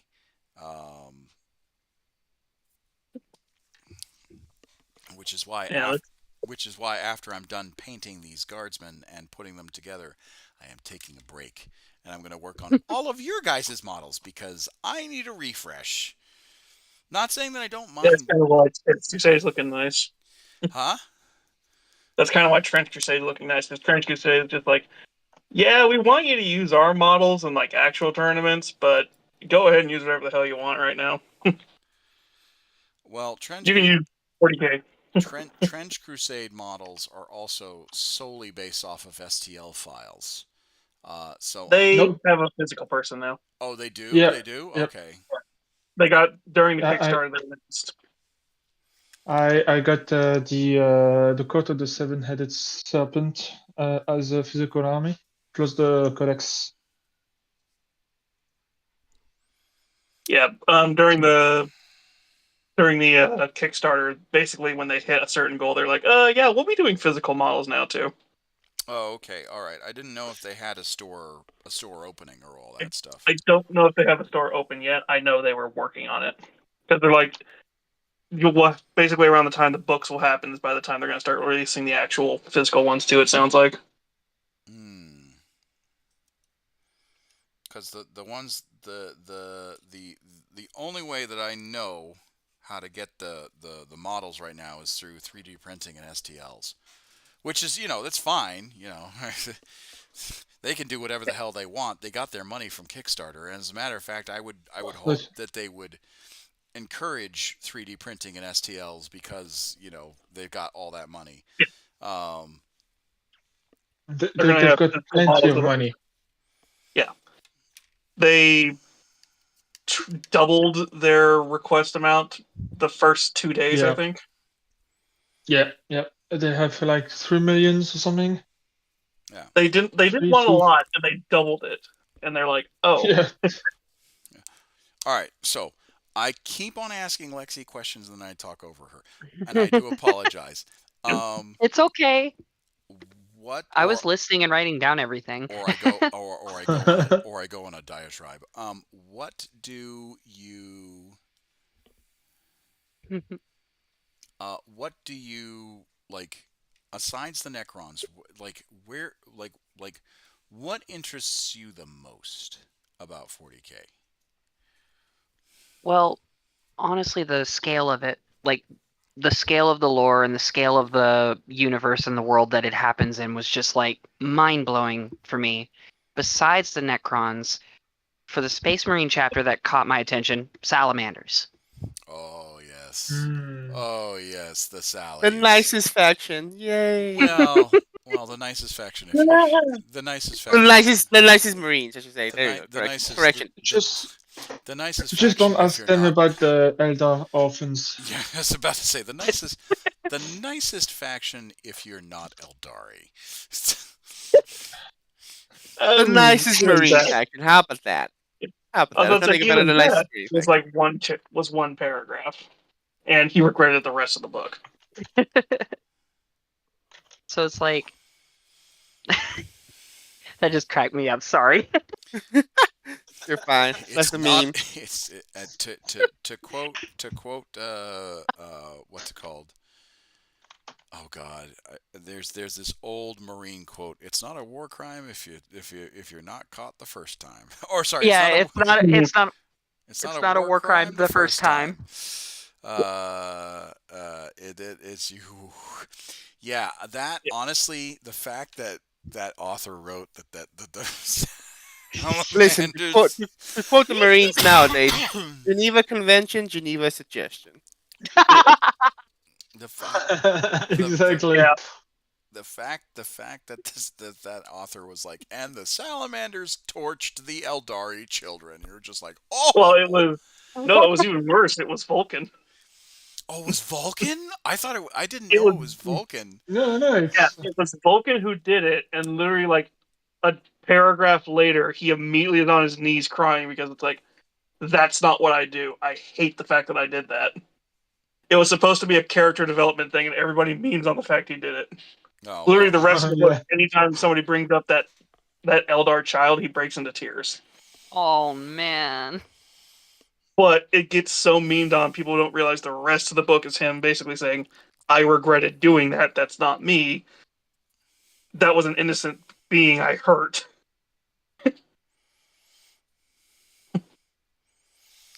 But well, I mean, but like I said, it's one I of mean, those things where it got memed to death, where everybody's like, "Oh, it's like, yeah, no, he hated doing that."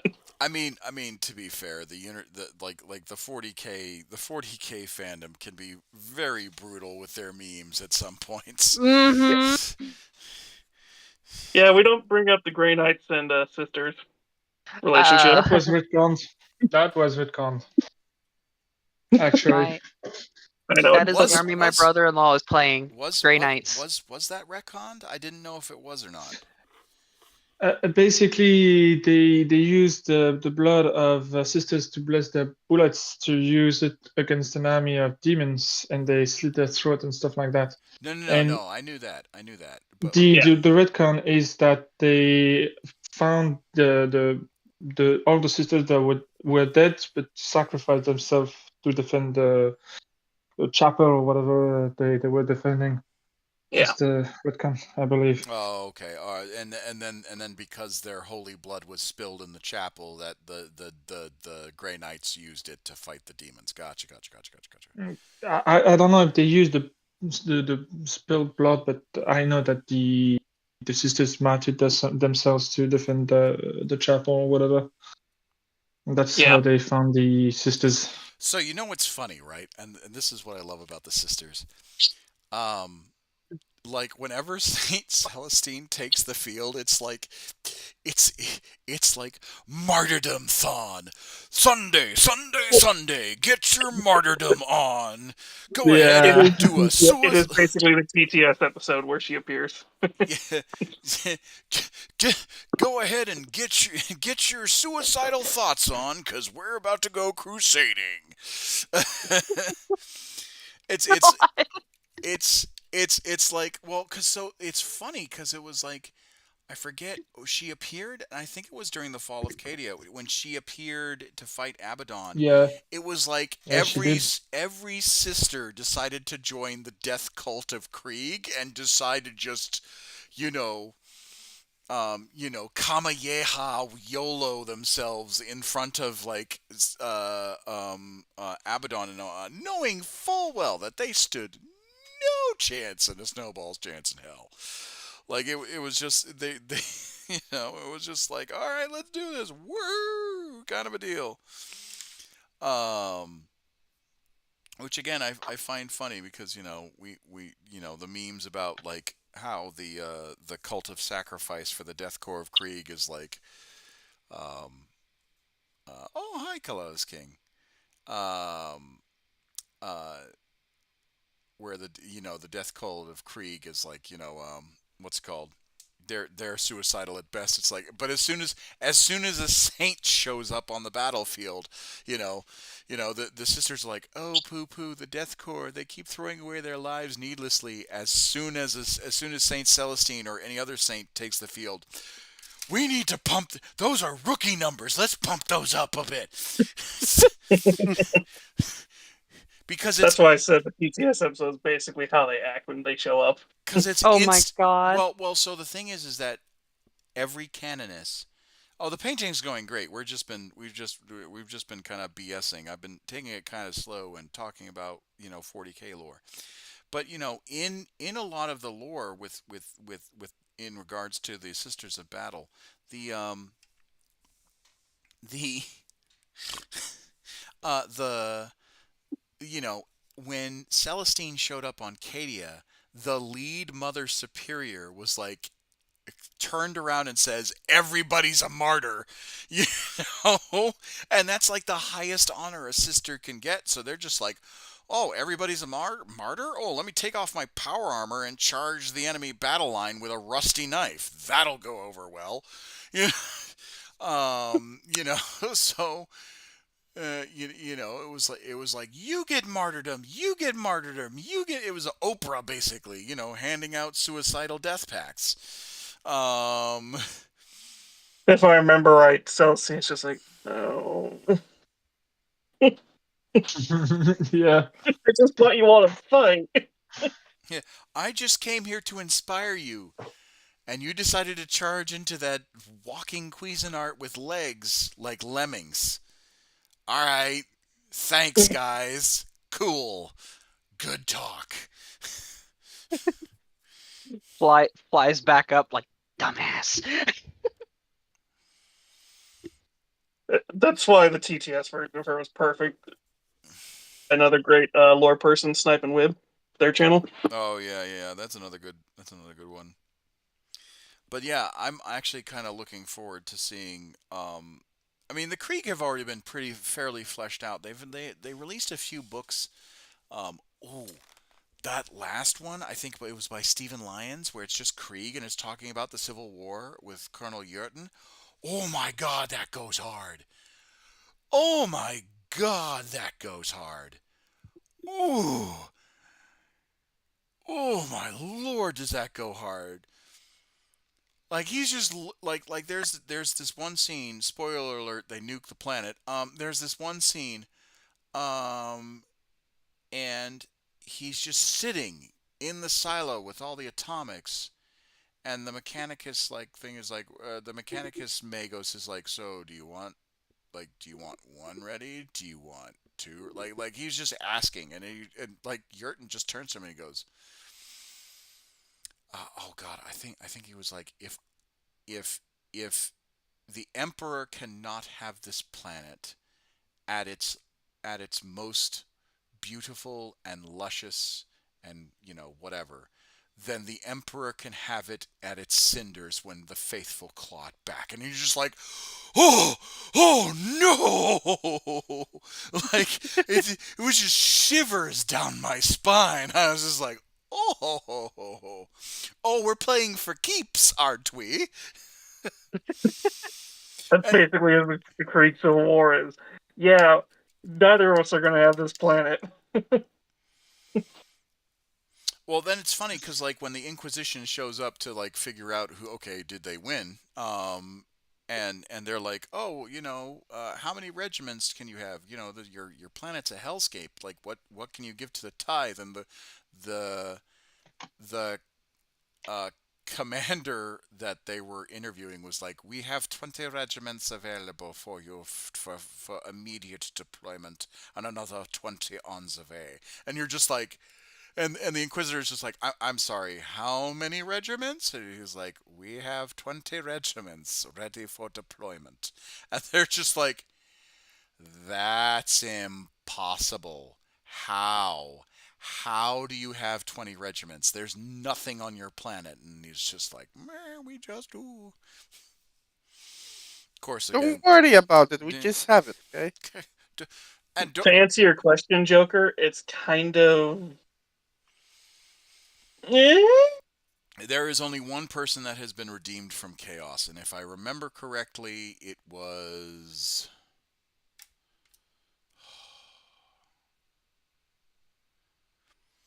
He wasn't necessarily redeemed from chaos. Gaunt just put a bolt pistol to his chin and squeezed the trigger. Without Like I said, canon wise, I don't think there is with officially anyone who has. no. Okay, all right. So I'm not going to spoil the story, but it is covered in Gaunt's Ghosts. There is a planet called Geryon that was occupied by the Blood Pact and um, Anaguara Sek, or maybe it was the Etagaur. Maybe it was Olak. Maybe it was Olak Gar, the High Etagaur. of the Blood Pact that owned or that captured Geryon, and the people of Geryon were subjugated. Now, when the Ghosts and the Sabbat World Crusades launched an assault into Geryon, they recaptured Geryon, and all throughout the book, there's this priest, Anatane Zwail, who is just a fantastic character. Dan Abnett makes some fucking compelling characters. And I say that with standing on 10 toes with my whole chest. So all throughout the book, Anatole Zwail is like, "Oh, what about this? What about this plant and this plant and this thing and this thing?" And Ezra Asnip is a Nikgane that they met on Geryon, and Anatole Zwail is talking to Geryon, talking to Ezra Asnip, and Ezra is saying, "Oh, well, this is a native plant. This is not a native plant, and this is an unknown plant." And basically, what Anatonis Zwail is doing, he's an imperial priest of Saint Sabbat. What he's doing is basically saying, if it's a natural plant, I'm going to bless it, consecrate it, and redeem it through against chaos. If it's an alien plant, I'm going to damn it for all eternity. And if it's a plant that we don't know if it's alien or natural to the planet, it's going to go into purgatory. And he was basically doing that throughout the entire book, was figuring out what to bless, what to damn, and what to put into purgatory. You know, but basically what happened was, as the ghosts were taking the planet, they would run into civilian populations that were under the occupation, and they had to go through extensive inquisitorial review before they were either deemed safe to go back into the general populace, or they were quietly issued to the back of the sheds, and a bolt pistol liberated their brain from their cavity.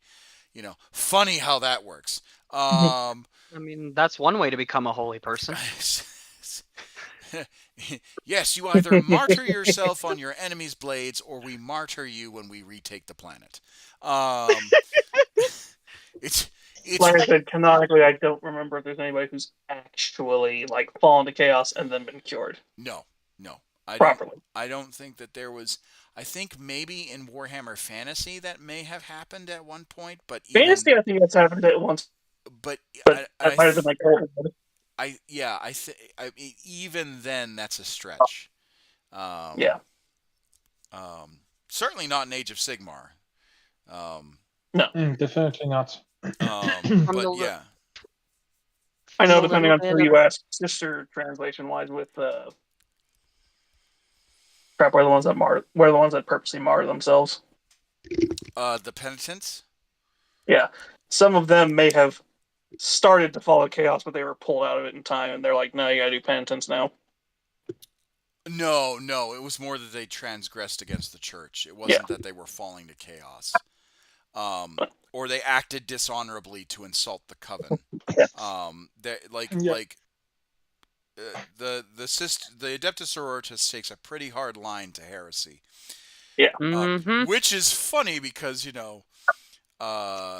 during Gaunt's Ghosts, when they're questioning, Gaunt after they return from their mission from Geryon, they're like, "Oh, how do we know you're not fallen to chaos?" And he's like, "Yes, I have fallen to chaos I've fallen to the archenemy because I've managed to, to secret myself back to Imperial lines after taking the most dangerous mission known to this crusade to get rid of, this traitor general. Oh, by the way, I did it without any support, help, or need, and we laid the groundwork for a counter invasion of Geryon, which, by the way, your tacticians have basically said was fucking flawless. So you're welcome." And of course, he's mouthing off to an inquisitor, because you know, Ibram Gaunt, don't suffer fools gladly. Um, but yeah, the Gaunt's Ghost series is a fantastic series. If you haven't read it, you really should. It's a treat. Um, uh, it's about I want to say it's about 15 books, 16 books if you count the dossier that just came out. What was it, a few years back? And it really does illustrate how the lore changes, because I think the first book got published in like 1998 or 96. Um, Mm-hmm. and so it really does illustrate how the lore changed from the late 90s all the way up until I think the last book was the Anarch, and that was published in 2019. Um, and again, fantastic series. I'll Um, definitely look into that as well. yeah, yeah. And another series I would recommend is the Eisenhorn Ravener Beckwin series. So the reason why I recommend that is because if you want to know how the Inquisition can really, really, really, Ooh. really work, that is a good way of the Inquisition to work. The Eisenhorn series, you want to start with, I think it's Xenos, Malleus, and Hereticus. Those are the three books in the Eisenhorn series. Then you need to read Ravener, Ravener Rogue, and Ravener Returned. Then you need to read The Magos by Eisen. Then that's an Eisenhorn book, and then you need to finish off with the Beckwin trilogy. The Beckwin trilogy has not been fully published. There's only Penitent and Pariah, or Pariah and Mm-hmm. Penitent. Um, but it's a really good, and if you're reading the Horus Heresy, they're going to introduce some stuff about that's inside of they're going to introduce some stuff, some concepts that you're gonna run into in the heresy, and that's kind of nice and cool. Um, but yeah, solid book series is the Eisenhorn, Ravener, and Beckwin series. Now it takes the perspective of different people, but Eisenhorn and Ravener worked together. Beckwin and Eisenhorn worked together. Or Beckwin and Ravener worked together at one point or another. Um, so yeah. Sorry for going on a diatribe. I keep asking questions and then going on a rant for like 20 minutes. I had one other faction that is my favorite. Okay, go ahead. Orcs. Oh Ah, yeah, of course, yeah, of everyone course. loves orcs. Everyone love And everyone I loves am orcs. curious, and I'm curious to hear what happens because if I remember correctly, there's an entire WOG looking for Angron. So, how new are you to 40K? Or how new are you to Very. Warhammer? How new are you to Games Workshop in general? How new am I? The better question would be, how much do you want to be spoiled? No, no, no, no, no, no, no, no, no, no, no, no. I'm spoiler proof. No, no, no, no. So here's the thing. Hmm. Games Workshop loves to, and I hate to say this, but I'm saying it out of love and kindness. Games Workshop loves to introduce a plot point and then never use it. Yeah. It's called the ooh Very true. shiny. It's called the ooh shiny effect. Um, for example, the Eldar have a resurrected shard of their god of death, just bebopping around the fucking universe, and um, they introduced that plot point back in 2017-18 when ninth edition, oh, sorry, no, when 8th edition came out and the fall of Cadia happened.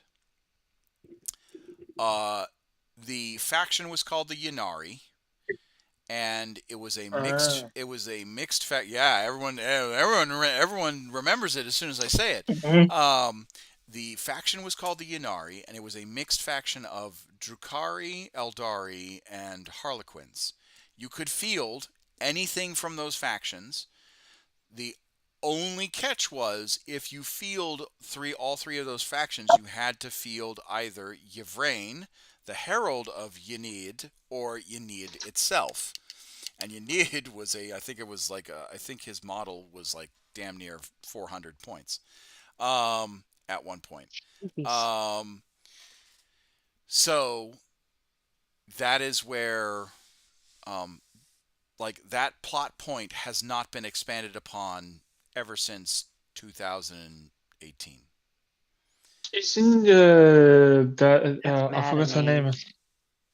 maddening. Isn't she looking for like a solitaire or something for He's for the prophecy or whatever? No, she's looking for the fifth Crone Sword, which, oh, by the way, Fulgrim has. Fulgrim Um, has. uh, uh, little, a little bump in the road. Don't A necessarily. little slimy bump in the road. Little snag in the road will fix it sometime. But yeah, basically, Games Workshop has unfortunately this habit of saying, "Oh, look shiny," and they introduce a very, very cool plot point, and then Speaking of which, they don't touch it ever again, or they allude that they're going to touch it, but then they don't. It's like the worst form of edging imaginable. yeah. I had a question. Speaking of this, wasn't there like plot about finding shards or whatever from with Vashtor and Farsight and the Dark Angels? Yes. The Dark Omen, Did something happen? stuff. Yeah, the Dark Omens. Yeah. As far as we know, nothing happened. Okay. As far as we know, nothing happened. We had a pretty. I was pretty hyped to see the toe do something a little bit different, but I guess it wasn't for nothing. Again, it falls into the witness. It falls into the victim of ooh shiny. Because yeah. So this is when Angron hit someone so hard that Goran got up from his throne or whatever. Yes. So, with Commissar Yarek's death and Gazkul learning about it, yeah. the one thing I wish they did differently was not kill Yark off screen, off camera. Yeah. I thought that was really shitty. Definitely. And I wish that they did not do that. Now, with that being said, yes, Gazkul learned that Yarok is dead, and he's looking for Angron. But they will never, ever, ever, ever finish that story. Because either one of two things happens. Either the orcs beat the ever-living tar out of Angron and his forces, and continue to beat the ever-living tar out of Angron and his forces for all eternity, or Angron absolutely tap dances on Gazkul's face, and Gazkul is no more. Another big problem is Gasco is currently in the normal Imperium, and I believe Angron is in Imperius Secundus. Imperial Nihilus, yes. Imperium Nihilus. My bad. Yeah. So there's a little bit of distance there. Just a little bit, just a tad bit. So the orcs will figure it out later. Yeah, the orcs will figure it out later. But so that's basically why the storyline of Yarick basically kind of ends on a fizzle, because unless Gazkul and Angron happen to run into each other, it's not going to happen. Yeah. But here's the even better part about that. We don't even know if canonically he did kill Yarg. We just know that Gaz found out that she did that. Yeah. For all we know, he could have died of old age, and the Imperium told, no, go fight that guy for us, please. I could see that. I could see that. Be like, Yeah. yeah, no, it's totally him. Just watches all the orc ships just go flying by in that direction. Just like, thank God. Wait, that actually worked? Yeah, definitely. The orcs are not exactly the brightest minds in the world. They're pretty easy to manipulate if you know how to talk to them. No, but It's like Gaz, Well, you Gaz tell them might this. probably see Gaz, through it, but every other orc would be like, yeah. Gaz is the Gaz Gaz is is the prophet of Morgan Gork, so yeah, he's Orc and Mork. smarter than most. yeah. I was about to say, but Gaz also knows when he's being played. So, Mhm. it's not like the throw the dog ball, but to have or throw the ball to the dog, but the ball never left your hand trick. You know, it's not like come here, laddie. Here's your skull. Go get it. You know. It's probably more likely that it's just like, well, he's dead now. Might as well go make a new enemy. So if anything, Gaz is just playing along, and it's like, no, I knew you guys lied to me. Oh no, I just no. saw him. I'm pretty sure Gaz does want revenge for Yarick's death. Yeah. But it's not like the you know, it's not as easy as people think. Yeah. Mhm. So, but yeah, orcs. Yeah, unless we're actually going back into end times, just now we're doing it with all the Primarchs showing up. Well, I mean, I kind of called it when they started reintroducing Primarchs, that it was going to be Horus Heresy 2 Electric Boogaloo. Uh, I just, what I don't want to have happen is I don't want to have. Oh, excuse me. Oh, man. The fact that I'm up this long is a miracle. What I don't want to have happen is. I don't want Ferrus Manus to come back to life. I don't want Sanguinius No. I don't want Sanguinius to come back to life. Please, I don't think bring them Sanguinius is coming back. back himself. I don't Sanguinius is in that questionable state if he's a living saint. I don't want Horus to come back to life. I don't want Conrad Kurz to come back to life. I want the Primarchs that are alive and kicking to come back. That's I'm fine. pretty sure Like a they Tycan. clearly wrote a way for Horus to never come back, which was completely destroy his soul.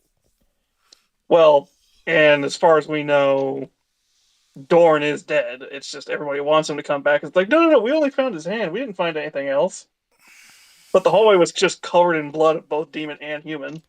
Yeah, yeah. So the Primarchs that are gone, I want them gone. The Primarchs that are around and kicking, they can be around and kicking. Yeah, they're just the boring ones. Jagatai Khan and Gilliman and Lion. Who knows what's going on with As long Jagatai? as the ones that are still alive versus the ones that are still alive, I'm fine. As long as they don't try and shoehorn bringing everybody back. Fine. Yeah. Fine. We still have the what is his name again? The Raven Guard Primarch. One. Oh, Corax, Corvus Corax. Corax. Corver? Corax is technically still. Yeah, alive. no, he's still alive. He's still hicking. He's just hunting down what's his face, Logar. Logar, who's hidden away in the tower. And, Well, I've said this maybe. before. I'm And- still hoping how they reintroduce both Lorgar and him with like new models is Lorgar just comes blasting out of the warp, getting chased by just an angry cloud of feathers and screeching. well, Yeah. if one is to believe the work that this one Black Library author did,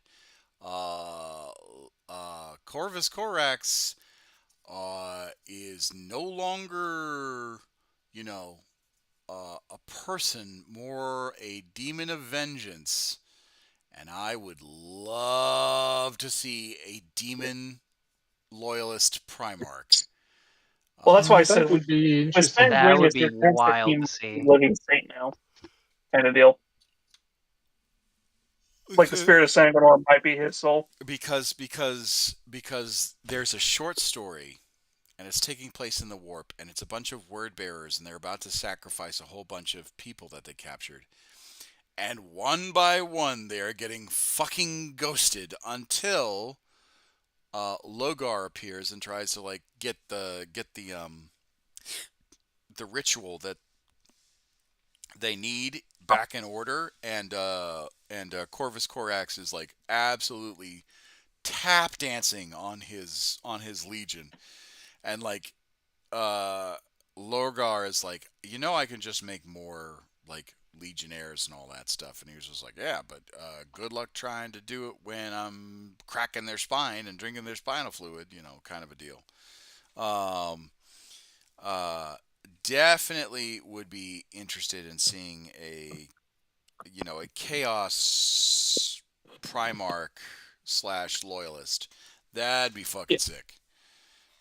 yeah, a living one, and not something like a living saint, just being like, I'm the spirit of Sanguinius, but also I just possess any of my Marines for a little while. Sort of deal like whatever the spirit of Sanguinor is at this point. All right. We did not get as much done as I wanted to, but that was because I was shocked by all the gifting of subs and bits and all that stuff. So we will continue this tomorrow. I'll probably do it Hmm. Friday night, Before and we then go, we just missed one important detail. uh, We haven't spoken about Alphaeus. He's somewhere, isn't he? he is, but we don't know if it's Alfarius or Omegon that survived. Because Yeah, We'll there's never I know am because they're just Alphaeus. excuses no matter what. say again. We're never going to know which one survived. They're just going to screw with everybody and be like, no, I'm Omega. No, I'm Yeah, Oh a... yeah. No, we're just both our souls are now merged back into one body somehow. Yeah. Isn't he currently trapped underneath the palace on top of a mine? What? We don't know. Alfarius? Yes, the supposedly real, the actual one, not the one we don't know. Yeah, we don't know. We don't know. To Like, quote the very end of the Alfarius, the Alfarius to book, I am Alfarius, this is a lie. if you read Hydrodominus, I think that's the name of the book. It talks about how um, Alfarius and Omegon discouraged lying after when they discovered their uh, prison sentences. When they actually like when they or not the prison sentences when they God damn it, what's the word I'm looking for?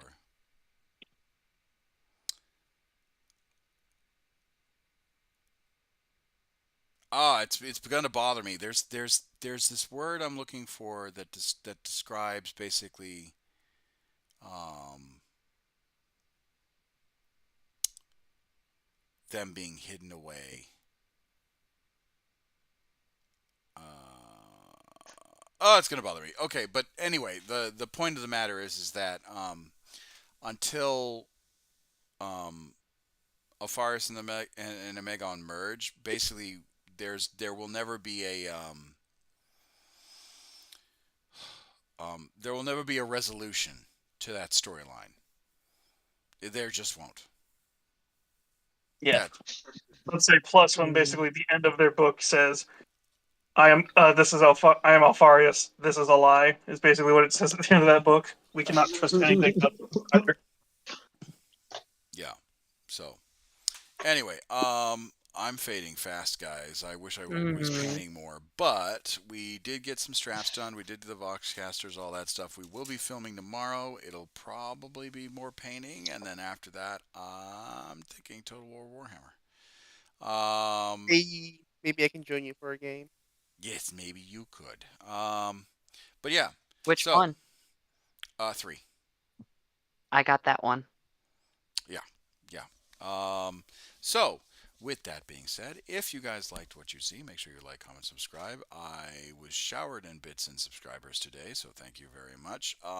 As a reminder, if you're a part of the community, you will get dibs on a model at some point after you server time and all that stuff. Become members of the channel. All become members of the Discord. All that stuff. And I'll see you guys in the next episode. Bye bye. Bye. Bye. Bye.